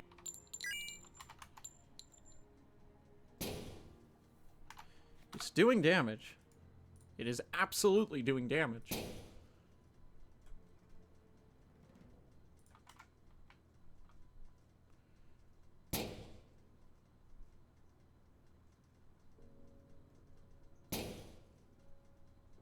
How did he miss?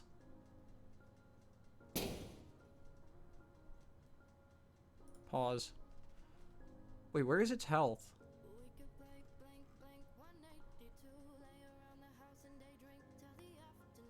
Where is its health?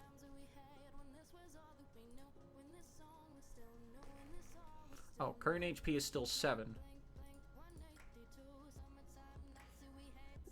Interesting. Why is this not functioning? Thorns, yeah, the damage multiplier is there. Let's go into desktop player and look at the hooks, because I can view that with Odin.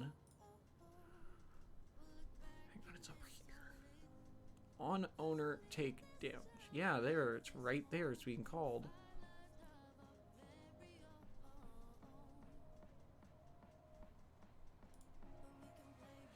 Right, let's close this out for a moment. If source is not equal to null, and source is not equal to owner, and amount is greater than 0, debug.log hurting source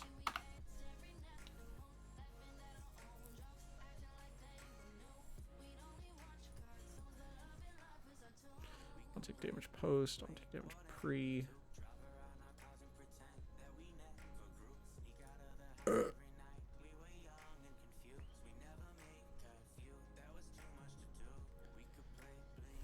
Just waiting over here. There we go.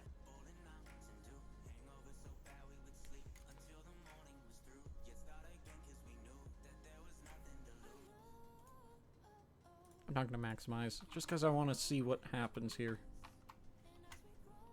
I think adding more speed to the player was a good idea, because holy crap, you were slow before.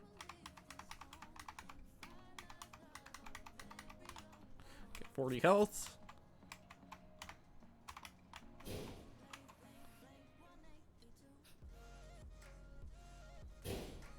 Nothing. Okay, then.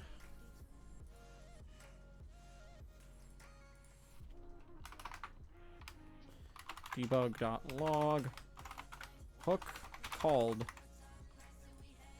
Oh, I know what it is. I know what it is. I know what it is. I know what it is.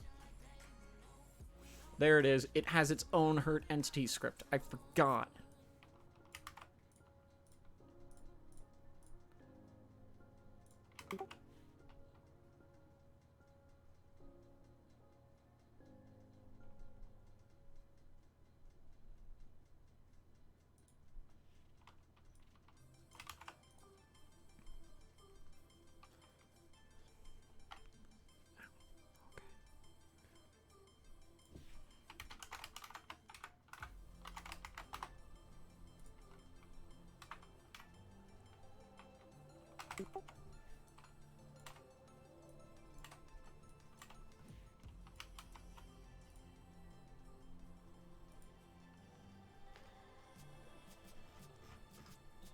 Oh, I use that for something else. Yeah, I forgot.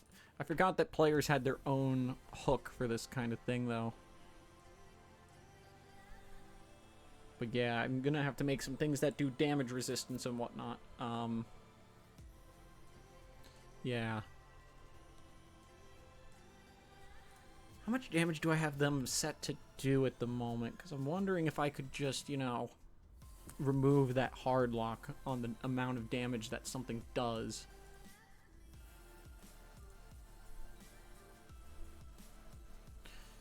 It's not set there. Okay, so it is in my shared projectile code. Or, well, enemy projectile code. So it's here. Everything is determined on damage. Oh my goodness, I forgot that this was a... This is an entity, I forgot. This is using ECS.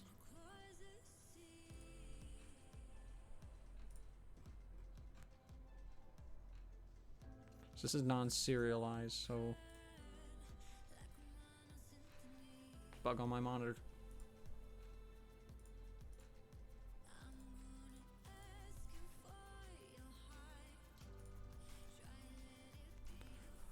Let's see here.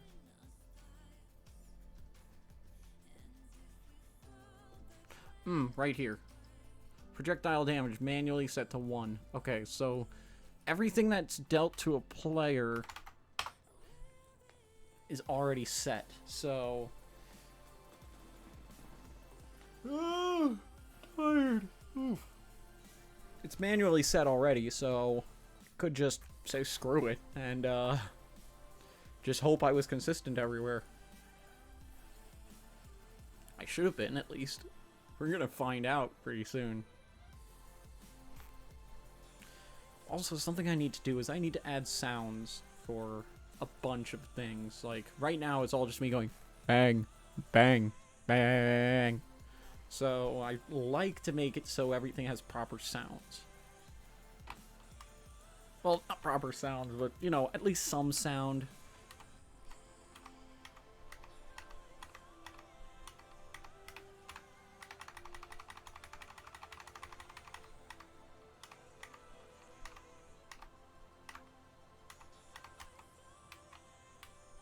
Okay, so if I do this... Yeah, there we go. So it's doing damage relative to how much damage I had taken when I took damage.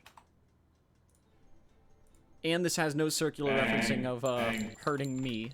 Or well, hurting two players infinitely, just recursion. So that's good. Alright, that's a new item. Cool. I'm gonna need to go back and figure out some way of doing a damage resistance, though, which that's gonna be fun. Because at least with this, nothing's changing after you've already taken damage. So yeah. Thorns are done. That's cool. We have a new item. Let's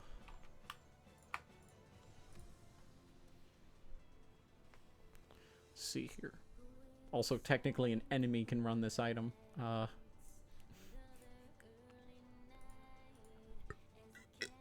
That was a burp. I'm sorry.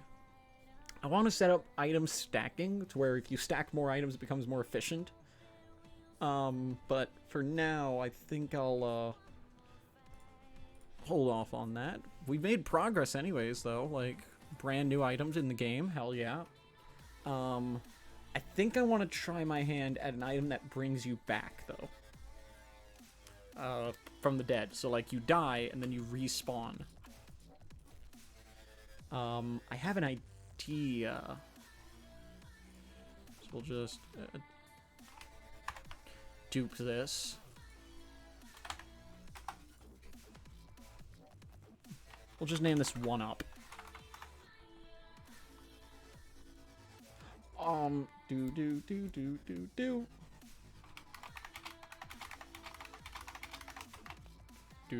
Do. Just Mario 1-Up sound. This will be a legendary item. Respawn at the start of the current floor on death. Okay, I'm gonna need to make a... We'll just call this the 1-Up in internal files, 1-Up. Then I need to make the network object.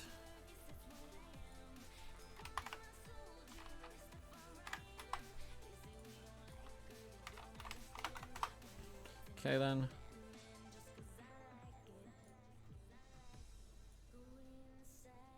So that's the network def set. I don't need to go back in this folder.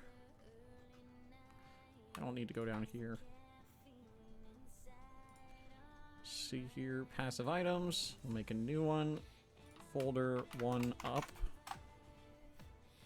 Gonna need to make two more folders. This will be prefabs. Then scripts. Gonna make a new script. Item 1-Up. Okay then. It's just a throwaway item real fast, just so I have an item. Come back over here. Unity. There we go. Oh, wrong scene. We want this one.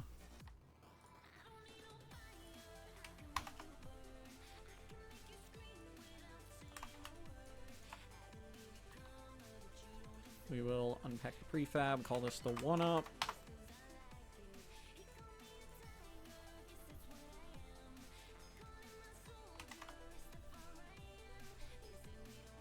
Okay, we have the 1-Up script, name, space, dungeon game VR. This extends from passive item. No, not a shader pass. Passive item. Then over here, we want to hook an entirely different event.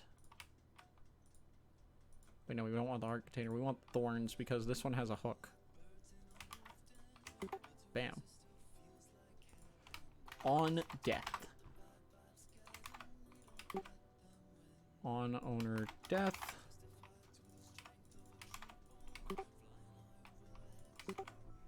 Then we don't need this item anymore. Okay, so. Oh, it has the entity, I forgot.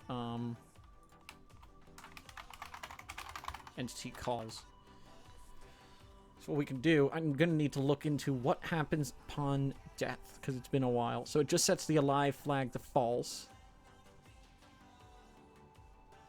This one calls the base function.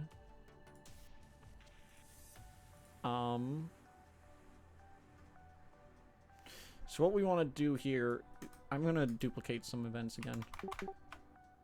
On death pre, on death post.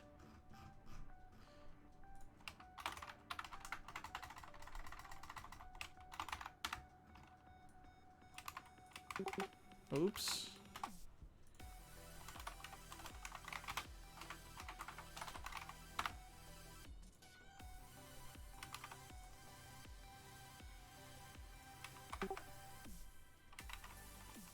So we'll actually run, whoopsies. Then here, if not is alive.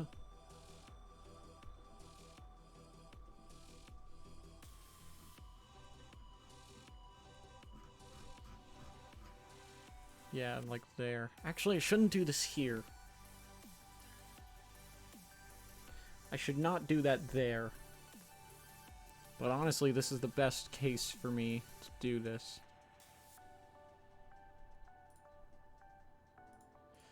So now it calls base entity death, and then I can call this function on death post.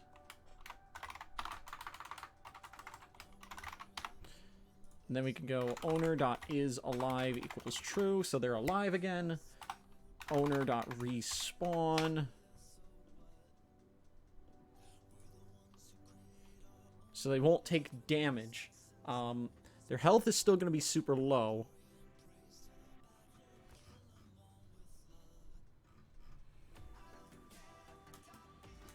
I'm going to want a heal function.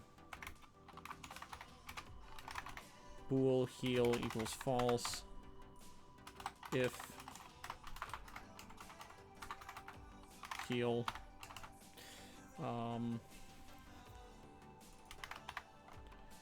Full heal. We want to set current HP equal to max HP. Like actual max HP.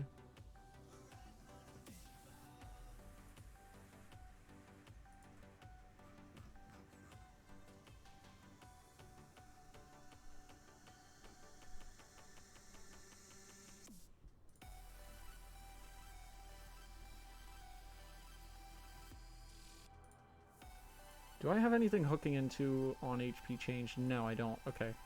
Probably because that's a shit hook I have.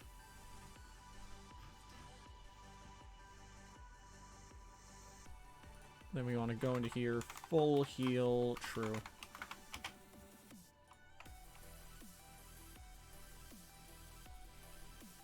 Okay, then.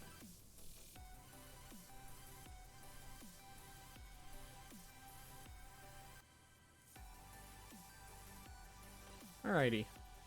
So this should set the player back to alive and then fully heal them again. I should probably heal them before setting them back to alive. Then here, I want to verify that nothing is using on entity death. I'm probably going to find out, though.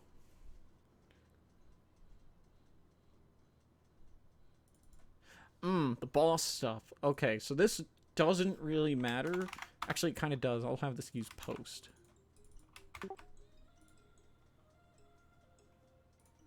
So that's just checking when the boss dies so it can stop our timer that we have. Then this one, we want also to be a post. There we go. That should... Oh, player controller right there. This is going to call on player death. Okay. I need like a double post. Damn it. You know what? Hang on, I could down here. If... What the hell? On player death is not equal to null. On player death source.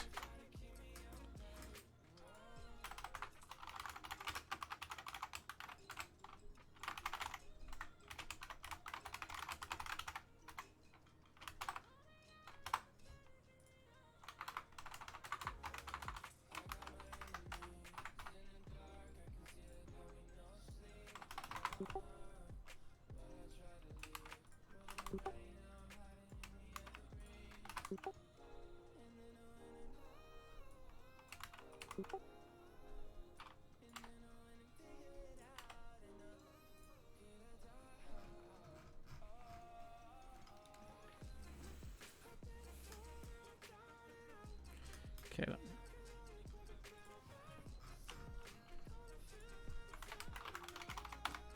I'll set this to on player death.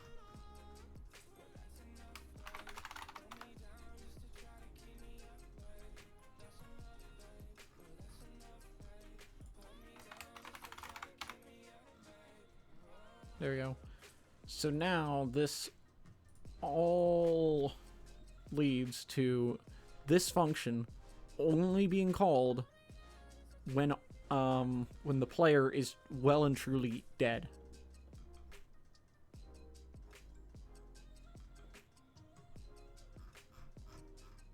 What the hell is this class?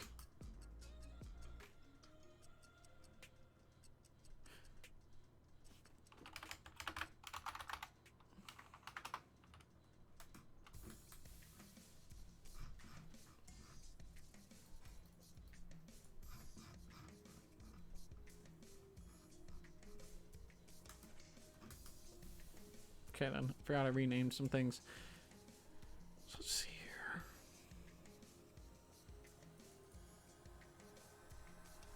Ooh, gotta rename, okay.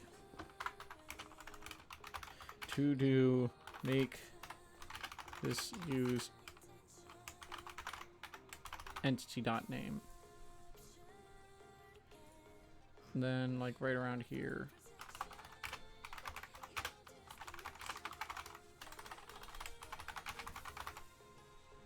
Make name field. I'm making that a to-do because that's going to be a lot of work. Then what I need to do, on item drop shared.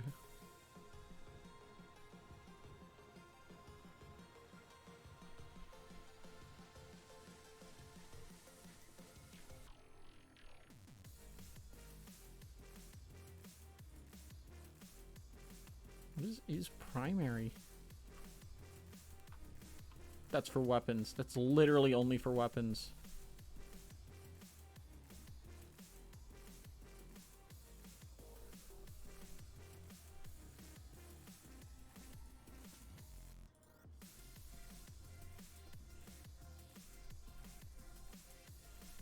It's literally only for weapons. Good lord. Then here it basically just removes the item.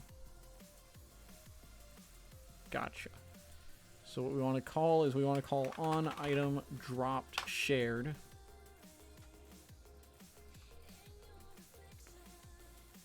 And then once this is called, we want to do linked network passive network. What is the network object called?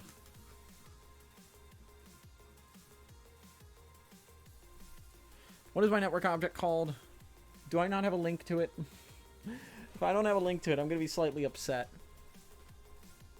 Because I want to destroy the network object so it's no longer being updated. Hey, we're at the 2-hour mark. Damn. We've been at this for 2 hours now.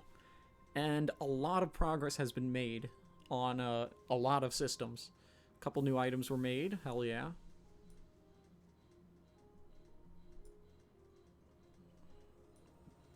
Oof, excuse me, I'm sorry.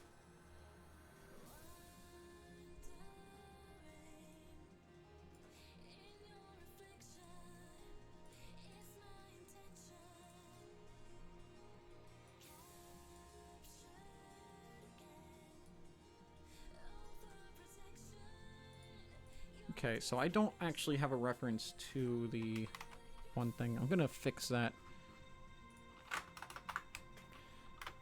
Public passive item. Is it behavior?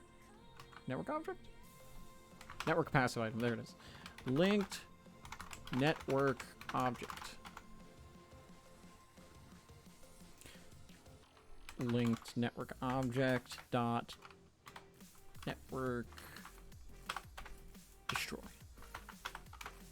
If linked network object dot network object dot network, no, not network object, network setup, else destroy game object. Okay, now I gotta do the link in the other direction just so all of these things can talk to their linked network object. Okay. Give it a moment. Oh, come on. There we go. Make the prefab. Bam. Okay then. Now I just need to go into the other two passive items and update those.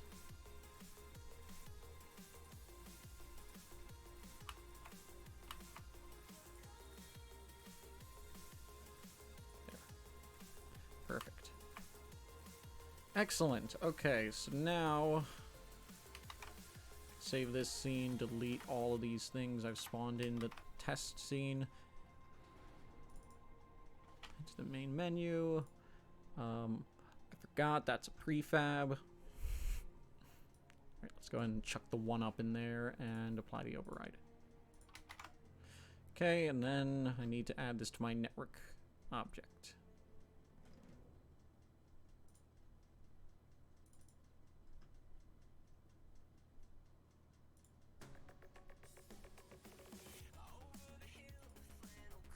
Okay then.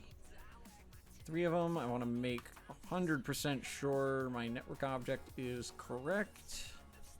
Yes, it is. And this has a new item ID. Yes. Perfect. All right. So in theory, what this item should do is upon taking damage that would kill you, you're respawned at the start of the dungeon with all of your health again. One up, spawn, do-do-do-do-do-do. Let's just spawn a bunch of them. Come on, kill me. It's working, slowly. More. There we go. And it worked! And now I don't have it anymore, so I'm gonna just walk backwards so I take more damage. There we go. I don't know why that auto-loaded. Oh, I forgot, yeah. That's why. Okay. Yeah, I did that for VR players. My god, what is this script? You could tell it's been a long time since I've done this.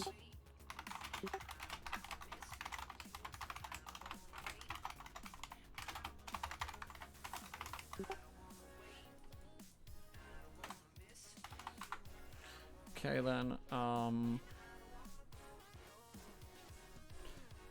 it's up here. So that's added in start if there is no network manager, okay.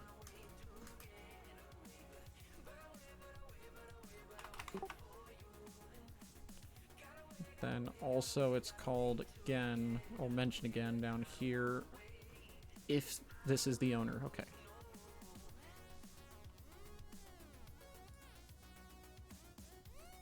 When I do it... Okay, weird. Alright, trying to follow my old... several-year-old coding practice. Well, not several-year-old. Some of these classes are at most a year old. Okay. Now, where's that third reference to this function? In the update function. Why in the update function? Oh, yeah, I forgot. For the first frame. Yeah.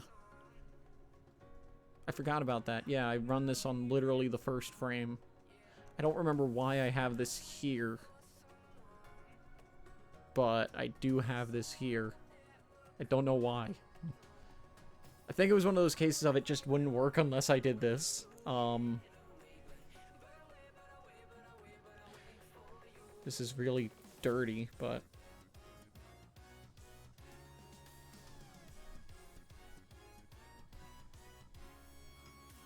Especially since I'm running most of this code in Start. What the hell?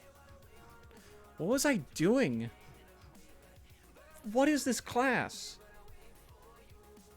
What is this function? Why does this exist?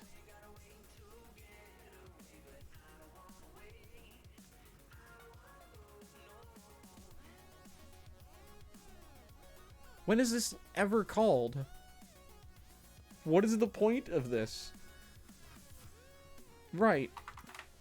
I have no idea why this is here. But I'm just gonna comment that out and see what happens, because why did I write that? I must have been tired when I wrote that. Like, what on earth was I thinking?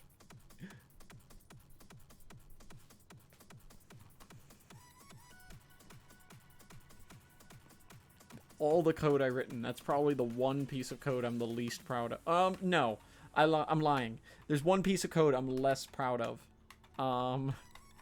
But I don't talk about that code. But yeah, no, this is working fine. Why did I have that doing that? Okay then, whatever. It's fixed. Yeah. This bit of code. I don't know what it was there for. Oh god, I forgot this class is just a mess. Okay then. Well, we've implemented 2 items today. Alongside a full item registry, which would make synchronizing items across the network way easier without having to spawn the full item in and have to mess with behaviors on it. In fact, I could probably... Ooh, I could remove my last change to RVR made specifically for this game. Yeah, I could. Same time, I do also want to make it so an item on the ground is easier to spot and easier to get. Because right now, they just sit. They fall. They have physics. And passive items actually don't exactly need physics. Let's see here. Is update something I can override? Yes, I'm gonna have to.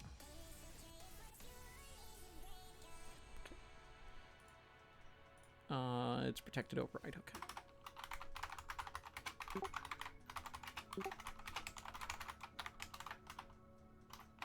Right. Base.update. Okay then. Okay, I got that now. So what do I want this to do? I want it to like bob up and down. So that'd be what? That'd be lerp or slurp? I feel that'd be lerp. Right? No.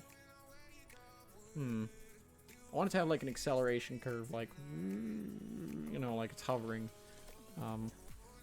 Whereas a lerp would be like boop, boop, boop, boop, boop. What is slurp again? Unity slurp.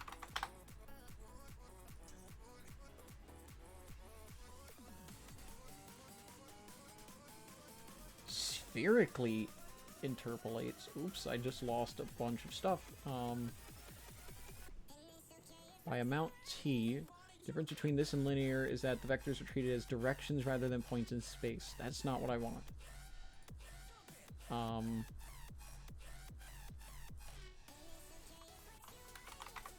go look up lerp again.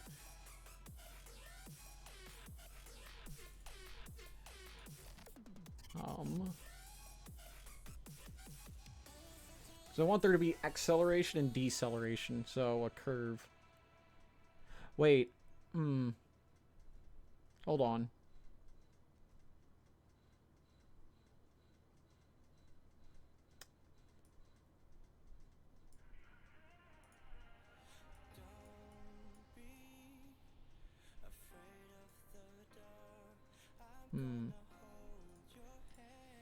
Feel like I have something for this.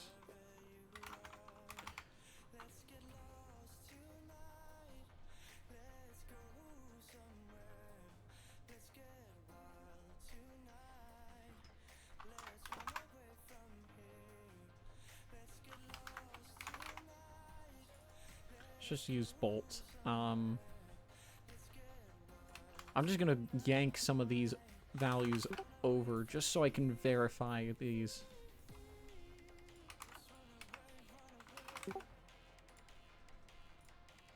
And then, where is it? Where's that lerp function? Here.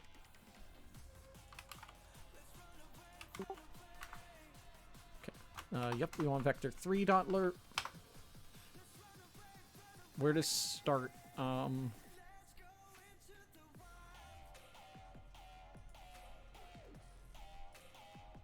So it would be, I don't know,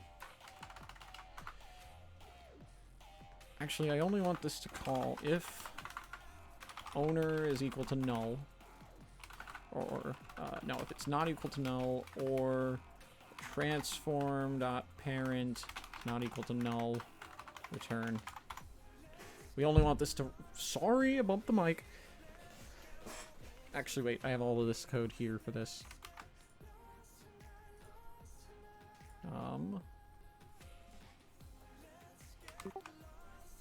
Owner is not equal to null, or is in drop zone, or hand holding this is not equal to null.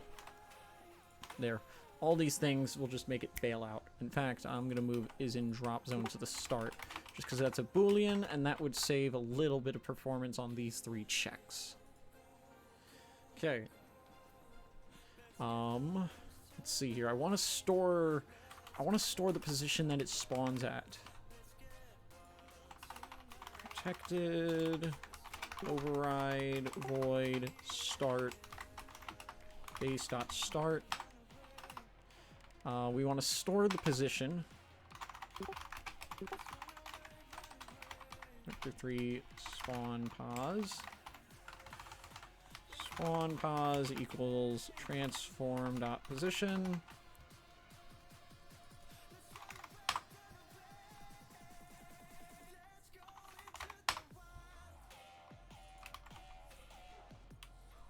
So what we want to do,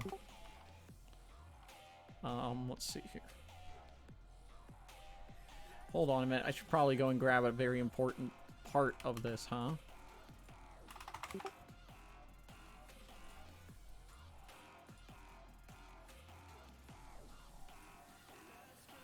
Let's see here. Okay, so we got that updating. I want to grab, like, what? Transform.position, let's get a private vector3 target pause.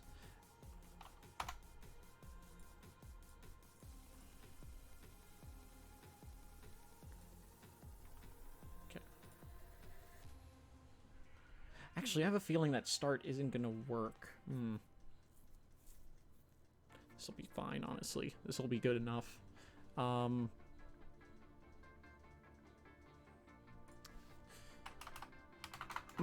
You know what, I'm just gonna set this here just so I don't have to do it in, there.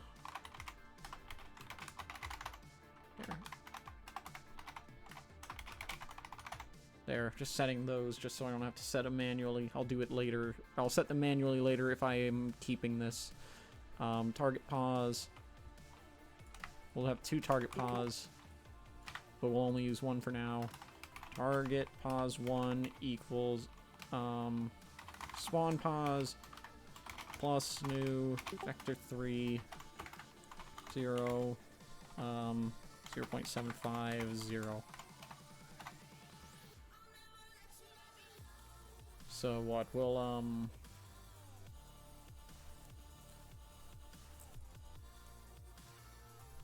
interpolate between there and target pos 1.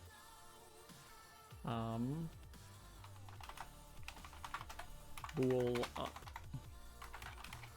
Equals false.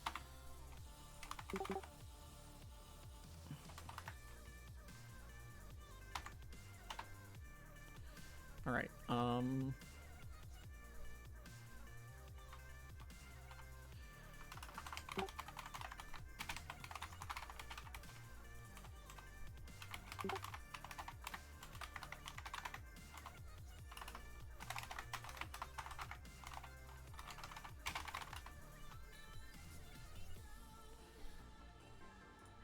If up, target equals target pos 1. If down, target equals target pos 2. Then we'll set this to go to target. I'm just doing this as a bunch of temporary stuff just so I can see how this will work. We'll actually force this onto target pos 1 as a default. If up. Okay. So, what I want to do is do if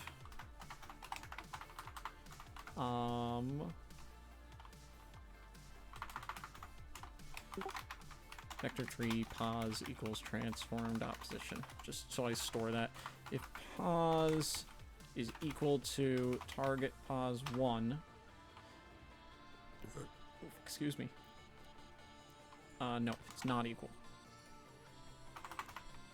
else up equals false. If pos equals target pos 2, not equal, else up equals true. So, variable name's temporary. This should make it so the thing rises and falls as, you know, over time. And I'm actually going to slow this down. So instead of a quarter second, it's a half. 0.75 seconds. There. So on spawn, it'll lock its position and then just hover around that pause. And then what I think I might do is make it so you just need to walk into the thing instead of pressing E on it. Let's see how that works. Did that compile? That already compiled. Wow. That was fast. That was a really fast compile. Okay then. We'll just use a testing scene for this. So I'll just, we'll just go to the demo scene real fast. And then we'll plop down a 1-up, I guess. I forgot something.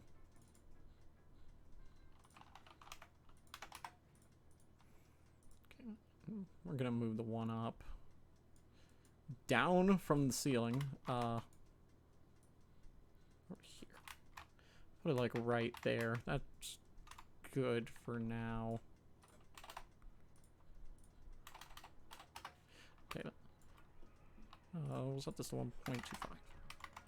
Okay then. So in theory, upon this going, it should just hover in place. It's gonna be fast, I bet. I'd like a slow, like, bobbing effect. Like, you know, GTA San Andreas kind of style.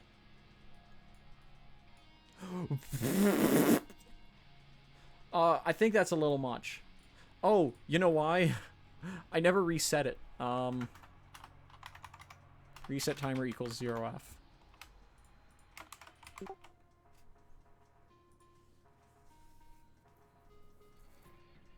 There. Alright.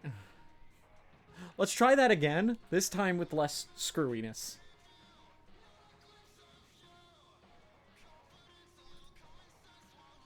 Alright, let's see how that looks.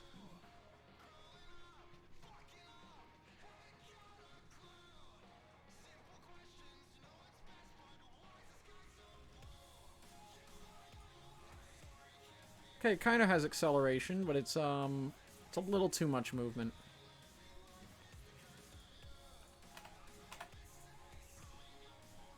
Also, it's a touch fast. Set that to 1.5 seconds for a full bob. Well, that's per direction, actually. Verifying time to reset. Yeah, that's good.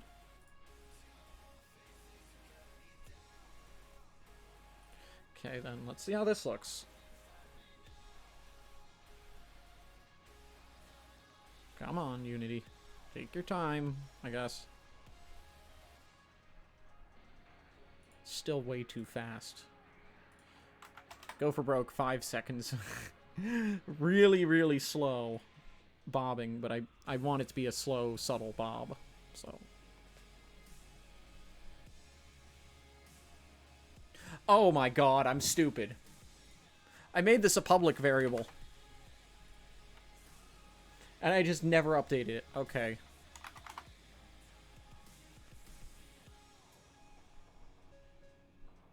So, alright, let's try 5 seconds. Or 4 seconds does what I want. Okay, then. It's kind of what I want, but there's like a small delay.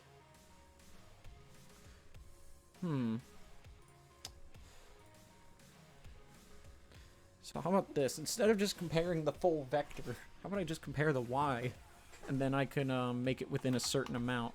Like, if it's within a certain distance, then just call it done. I do this in my dungeon generation code. Tolerance of 0.1f, let's say. There we go. That should do it. Let's see how that looks. Okay. That should make it actually a little bit better. In fact, I have the else here. Yes. I need a sip of water.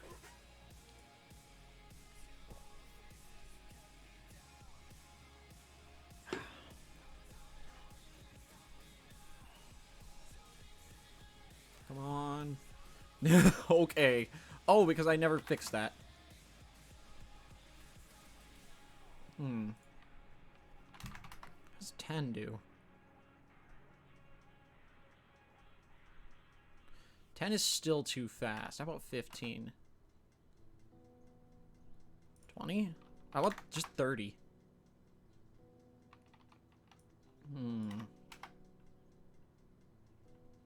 Seems like it's doing jumping. It's doing something weird. Let's just try setting this to 30 before running it. See how that looks.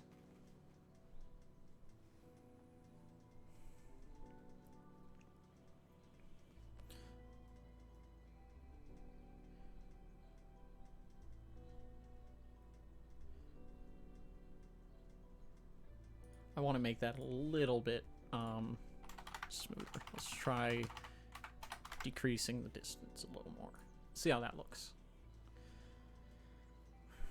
We're just doing boring stuff now, making things look nice.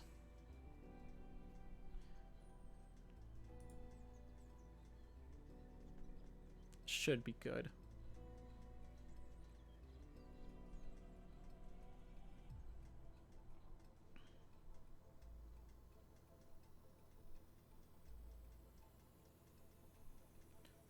That looks pretty good.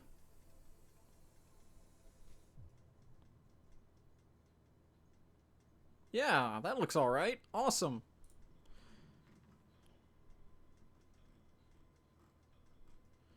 So yeah, 30 seems to be a good value. And actually, I'm going to bump this up slightly. Actually, that seems kind of stupid for me to do now. I've already set the values. I'm now bumping it up. Let's see. Let's see what that looks like. Honestly, the 0.05 was looking good, but let's see how 0.075 looks.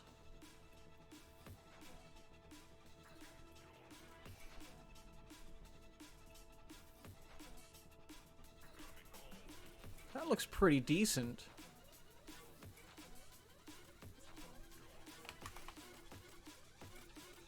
Yeah. That looks good. Cool. Alright. That works. So I'm gonna now make this private. Rename to float timer. Or no. Float time. This is gonna make it a little confusing, but float timer. Spawn pause. Float pause. Ooh. Pause top. Float pause bottom. Whoops. Going up. Perfect. Okay, so those are all renamed to a bit better variables. Current pause. Target pause.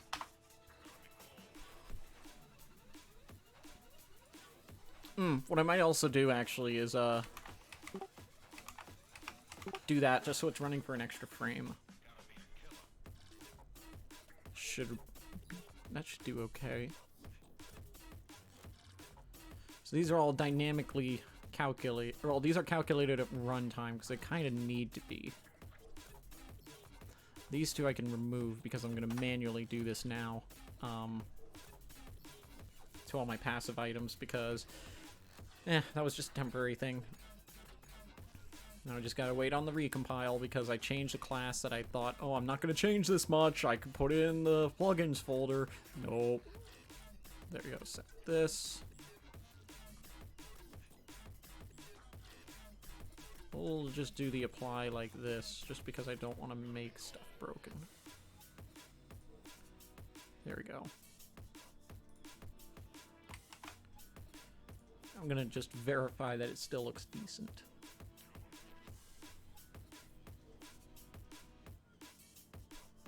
It's good to verify this stuff. Yeah, that looks good. Alright, cool. That's the one up set. Now I just gotta go get the other two passive items. This is only on passive items, so... eventually I might put this on other items, if this works out.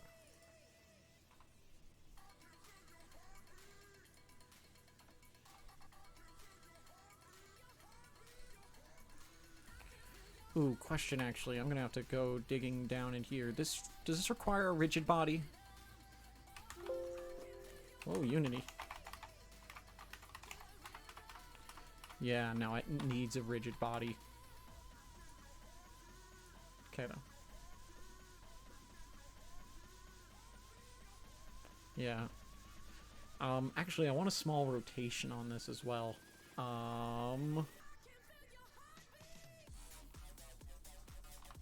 This just... I can just type this, honestly. So let's see here. Transform.rotation. What? We want it to rotate around like this way so that... Which way is that?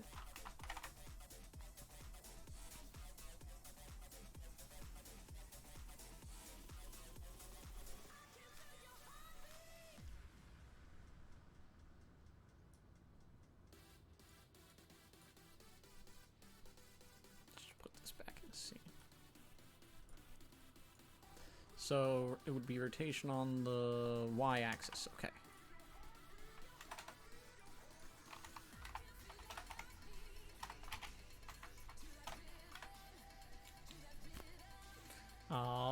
Equals transform dot Euler angles plus, and then this whole thing will be here, so it'll be new vector 3 0 0 0 times time dot delta time, so it updates on that, and then we'll set the speed to say what? How many degrees a second? I'm thinking like maybe 45 degrees a second would look good. We'd have to see. Maybe I should have just done a this. Yeah, that's a bit better. Okay, recompile again. Now it should have a bounce and a rotation. Except I'm using Euler angles because fuck quaternions. God. I dread the day I need to learn quaternion math. Because I'm going to need to at some point. I'm just putting it off.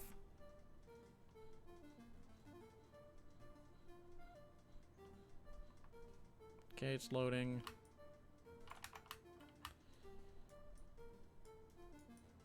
Yeah! That looks great! Alright. Cool. I mean, I think the distance might be a bit much now. Let's try that at 0.25. That rotation speed is, like, perfect. I don't think I could have gotten that better, like, on the first try. Like, wow. There we go. We're updated. So now it's only going to go between a half a unit area instead of a full unit.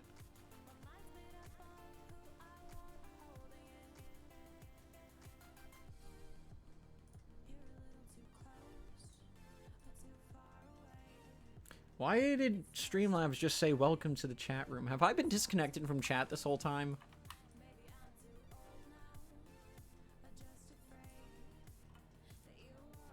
I think Streamlabs might have disconnected from chat. So this looks pretty good.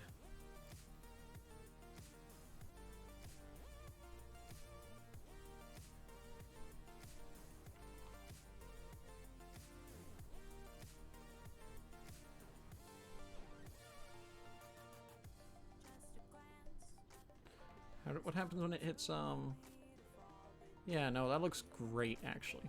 So...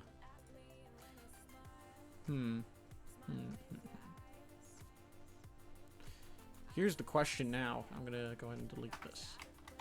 What happens when it spawns in the item spawner?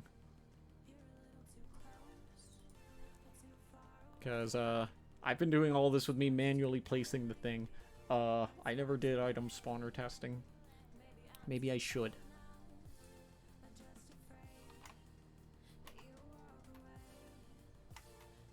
No audio listeners. Wait, no audio listeners.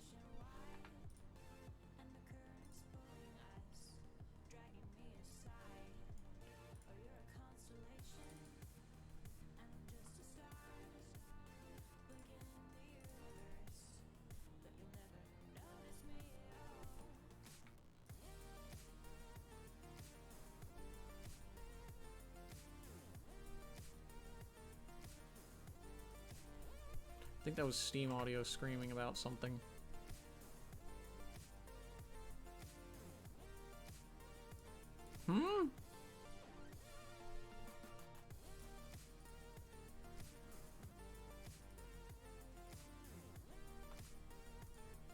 Hold on a minute. Now I'm finding a bug.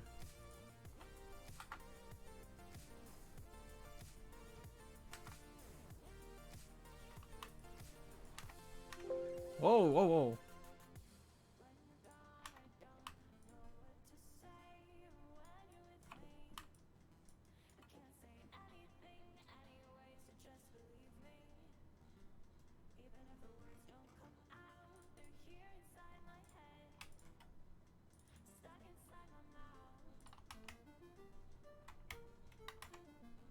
I can't tell if that's working. Whatever.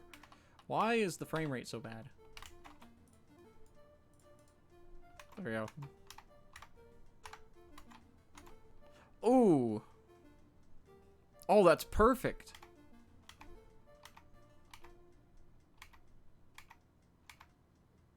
Uh-oh.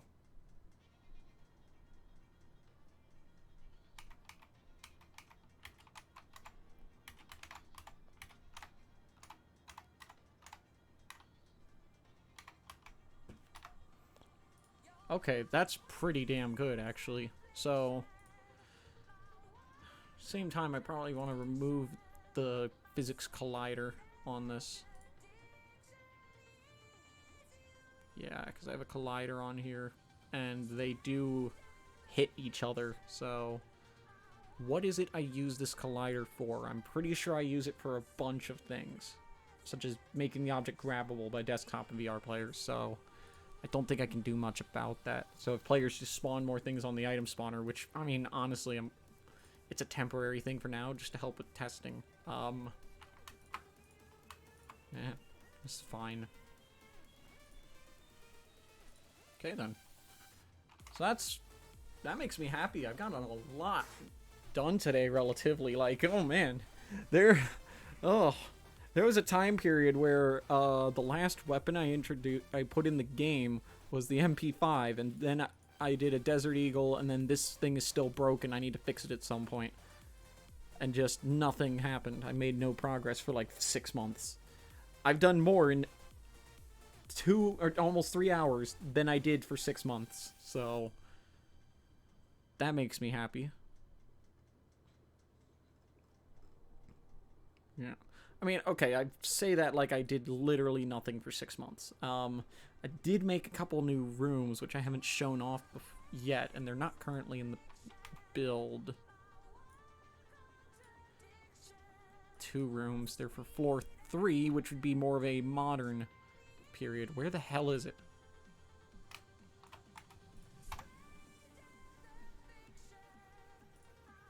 The hell?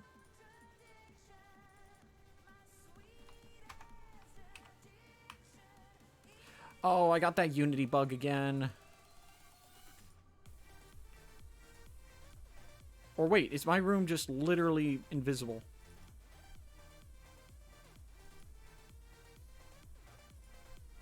Oh, yep, I got the Unity bug. Oh. Sucks that it's still a bug, even. So, it's some, like, weird issue where, the thing won't properly, like, render in prefab mode. I don't know what causes this, but it's been bugging me for a long, long time. I'll have to go in my room building scene. There we go. Here they are. So here's 2 of the rooms I have completed. Here's the starting room. This would be like for an office area. Then here's the chest room. Once again, office area. Then there's this room that I was working on and I was figuring out spawn locations for. This one has the most detail out of any area in the game. But also, at the same time, it has the most lights. So... okay, I didn't mark it as room finished.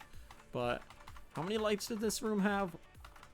4 lights, and then there were in each cubicle. I think there was a light.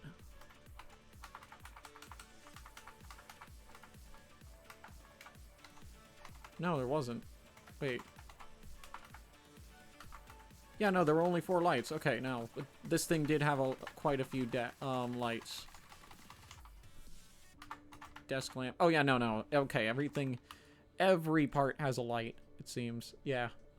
Every cubicle has its own little light, which doesn't cast shadows, so it's a lot cheaper. But there are 1, 2, 3, 4, 5, 6, 7, 8 cubicles, so 8 extra lights, in addition to the 4 lights on the ceiling. Yeah, I'm gonna have, and it's also a super dark room for, because, remember, randomly generated game, I can't get light bounces. So I'm gonna have to do some tweaking to this room concept.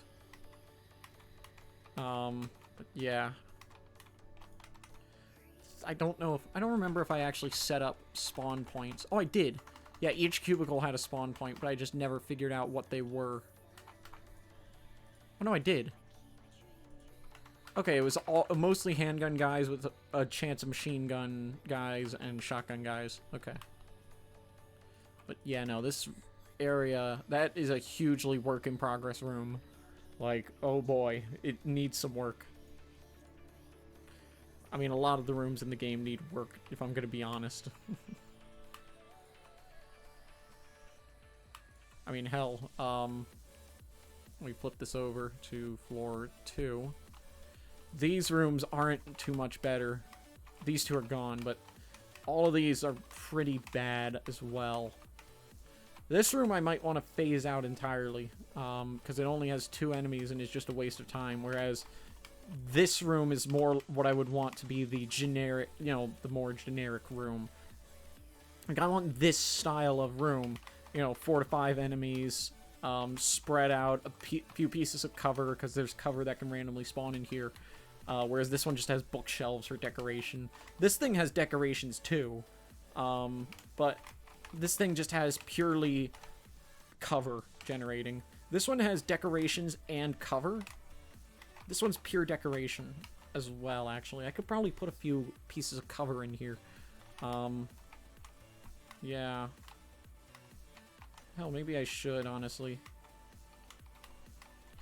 Like, I don't know. Here, let's save this or save this scene. Let me see if this will work. Nope, it's busted. I mean, it's gonna focus, like, on the actual... Oh, no, it's not. It's actually busted. Yeah, the only fix for this is restarting Unity. But yeah.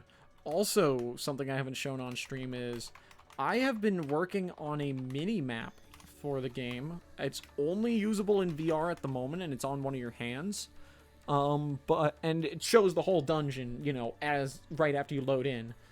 But, it's works. It functions somehow.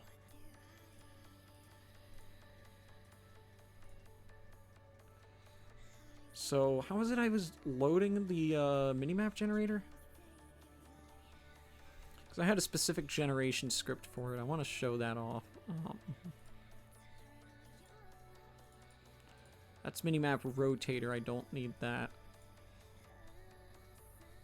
Minimap gen. There it is. It's on a mono behavior.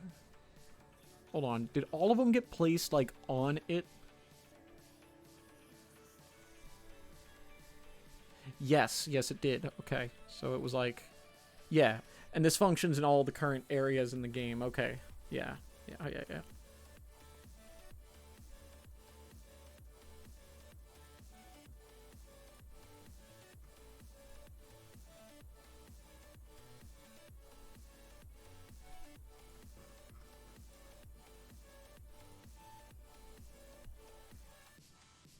Oh, I was using, yeah, okay. I was using that stuff.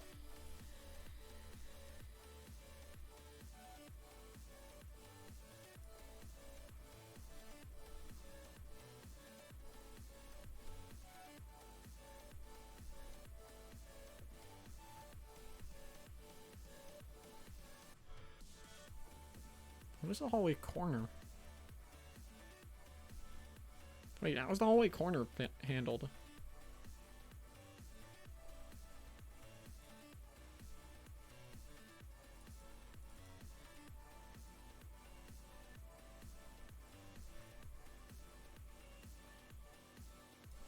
I think I just had a... Oh, no, wait, no. There are no hallway corners at the moment. But, I think I'm going to end this stream off. We've been going for nearly 3 hours. But I want to show one last thing I was working on. It's a new mode, and it will determine whether or not multiplayer remains in the game. Because right now, multiplayer staying around is up in the air. I'm not sure at the moment. Before I do that, actually, no, I can't change that at the moment. Crap. Alright, but this will determine if multiplayer remains in the game. It's a mode I'm referring to as multiplayer versus. So the way this will work, everybody spawns into this central room here, which is 50 units above everything else. Everyone will spawn in here. There will be a menu like right here or something when you first load in. It'll let you say how many players you want, whether you want only VR players or only desktop players or a mishmash of both. It'll wait for all of those players to join into this match. Then it'll start dungeon generation on these up to 4 rooms. And then I need to connect them all somehow, which my hallway generator is good enough to the point where I'm confident it can do that and connect all 4 of them together. Problem is, the corner ones might need to go through the, like, you can't go from here to here. You'd have to go from here to here to here. So, but it can do corners fine. I'm gonna have to do work with the minimap generator to where it doesn't show rooms you haven't... Excuse me. To where it doesn't show rooms you haven't been to. Actually, I think I got that going already. I'm gonna verify that real fast. Yeah, I do. Right here. Cool. Yeah, if the scene setting says the minimap should be hidden, yeah, then it generates it. Then it goes as you go. Okay, so it doesn't have full view. But, I had to do quite a bit of reworking of the dungeon generator to get it actually functioning with 4 players, or 4 dungeons even. And also I had to fix a big bug in my hallway generator. Not gonna talk about it. But, oh man, the result is so worth it. Just... You just get 4 super massive dungeons. And everything is reset in between. So all of these dungeons have the same chance for the same rooms to spawn. And they all have exactly the same rooms. Or, well, not the same rooms, the same amount of rooms. And the same amount of chest rooms. So they all get the same amount of items if luck were exactly the same. But as you can tell, the editor is chugging a touch. Here, let me actually turn off my enemy spawn point gizmos. That helps, but honestly, the thing that helps the most is just doing this. And then this. Bam. Perfectly smooth because it's not updating all the lighting. With some culling, I have a feeling this can run at VR acceptable frame rates. Like, this should be doable. So, right now, also, all of them spawn with their own shop. The plan in the eventual future is where this waiting room up here is, shift it down by however much this is shifted up. Reselect it. The waiting room. It's shifted up by 50 units. Shift it back down 50 units, and then make a super shop right there, and all 4 dungeons can connect to it. The problem is, I've got to figure out a way to make it so, where are these 2 separated, actually? Ah, right here. Okay. I've got to figure out a good way to make it so so all dungeons try to connect to each other in a way that makes it so, what's it I'm trying to say? So that it's not unfair. Like, you don't connect to another player's starting room. Like, that's unfair, you know? Like, I just spawned and I'm already dead. Why? You know? So I've got to make it so it grabs a room that's towards the edge of the dungeon, but at the same time, the problem with doing that is it might grab this room all the way over here and connect it all the way over to here, and then that's a long walk. So I've got to connect it at multiple points and make sure I don't connect to the starting room or to any other room that it would be bad for me to connect to, and these 2 dungeons are like the perfect distance apart to the point where, like, you know, I could connect in what on earth? Okay, then. Don't press shift in space, I guess. To the point where I could have it theoretically connect this room and this room here. These 2. And it would work perfectly. And then over here, I could have it theoretically connect this room and this room, or this room and this room, or this and this, this and this. But this one is really far from everything, and this is the starting room right here. It has a table in it that'll spawn your 2 starting weapons. Whereas this dungeon's starting room is all the way over here. So I've got to try and make it fair, because I want this to be a player versus player mode. So there would be co-op and PvP. Obviously, balance would be more so shifted towards co-op, though. But the problem is that, you know, these 2 dungeons are really far apart. Like, the starting room is right here. But it goes this way and just keeps going. So I'm going to have to figure out some way to fix that, because if I just go off the starting room, these are far enough apart to where it would be okay, even if they connected, because, you know, there's no straight line of sight directly into the other spawn, and by the time you would get there, you'd have to have gone through several rooms with enemies. So I'll have to figure something out, but I just don't want spawn rooms connecting directly to each other, or within 3 rooms of the spawn. Of another spawn, I mean. So I'm gonna have to do a lot of work in order to get this working, and a lot of work to get this running at frame rate. I mean, with culling, it should work, in theory, quote-unquote. I've adjusted my hallway generator, or the dungeon generator, I'm gonna move to that, so that it tends to place rooms a bit further apart than normal. Like, these rooms have, I forget exactly what the distance was, though. I think it was 5 units minimum. Distances between 1 and 5 units, yeah, so that's a pretty large distance, and it seems to tend more towards the high end of that, but it results in these dungeons being more spread out, which means culling should be able to do its job and, you know, keep this running at frame rate. There's certain rooms I'm going to need to tweak, like, this one you could just kind of see straight through. I don't want that to be possible. Also, the starting room, I might offset the doors on them or make more doors. So there's not just 4 ways and you can just look straight through onto infinity, in theory. But I, like, offset the doors slightly so then the dungeon shifts instead of being, you know, grid aligned. How the fuck are these two not colliding? Wow. Jesus. Is my generator just that precise? Like, Jesus. Anyways. Yeah, all of this is going with no collisions in between rooms, by the way. So, that's the part I'm most shocked about, that none of these are colliding.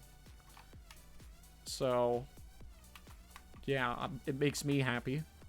Yeah, I'm gonna have to make some offsets into some of these rooms so they aren't just a straight line looking through. The shop is guilty of this too.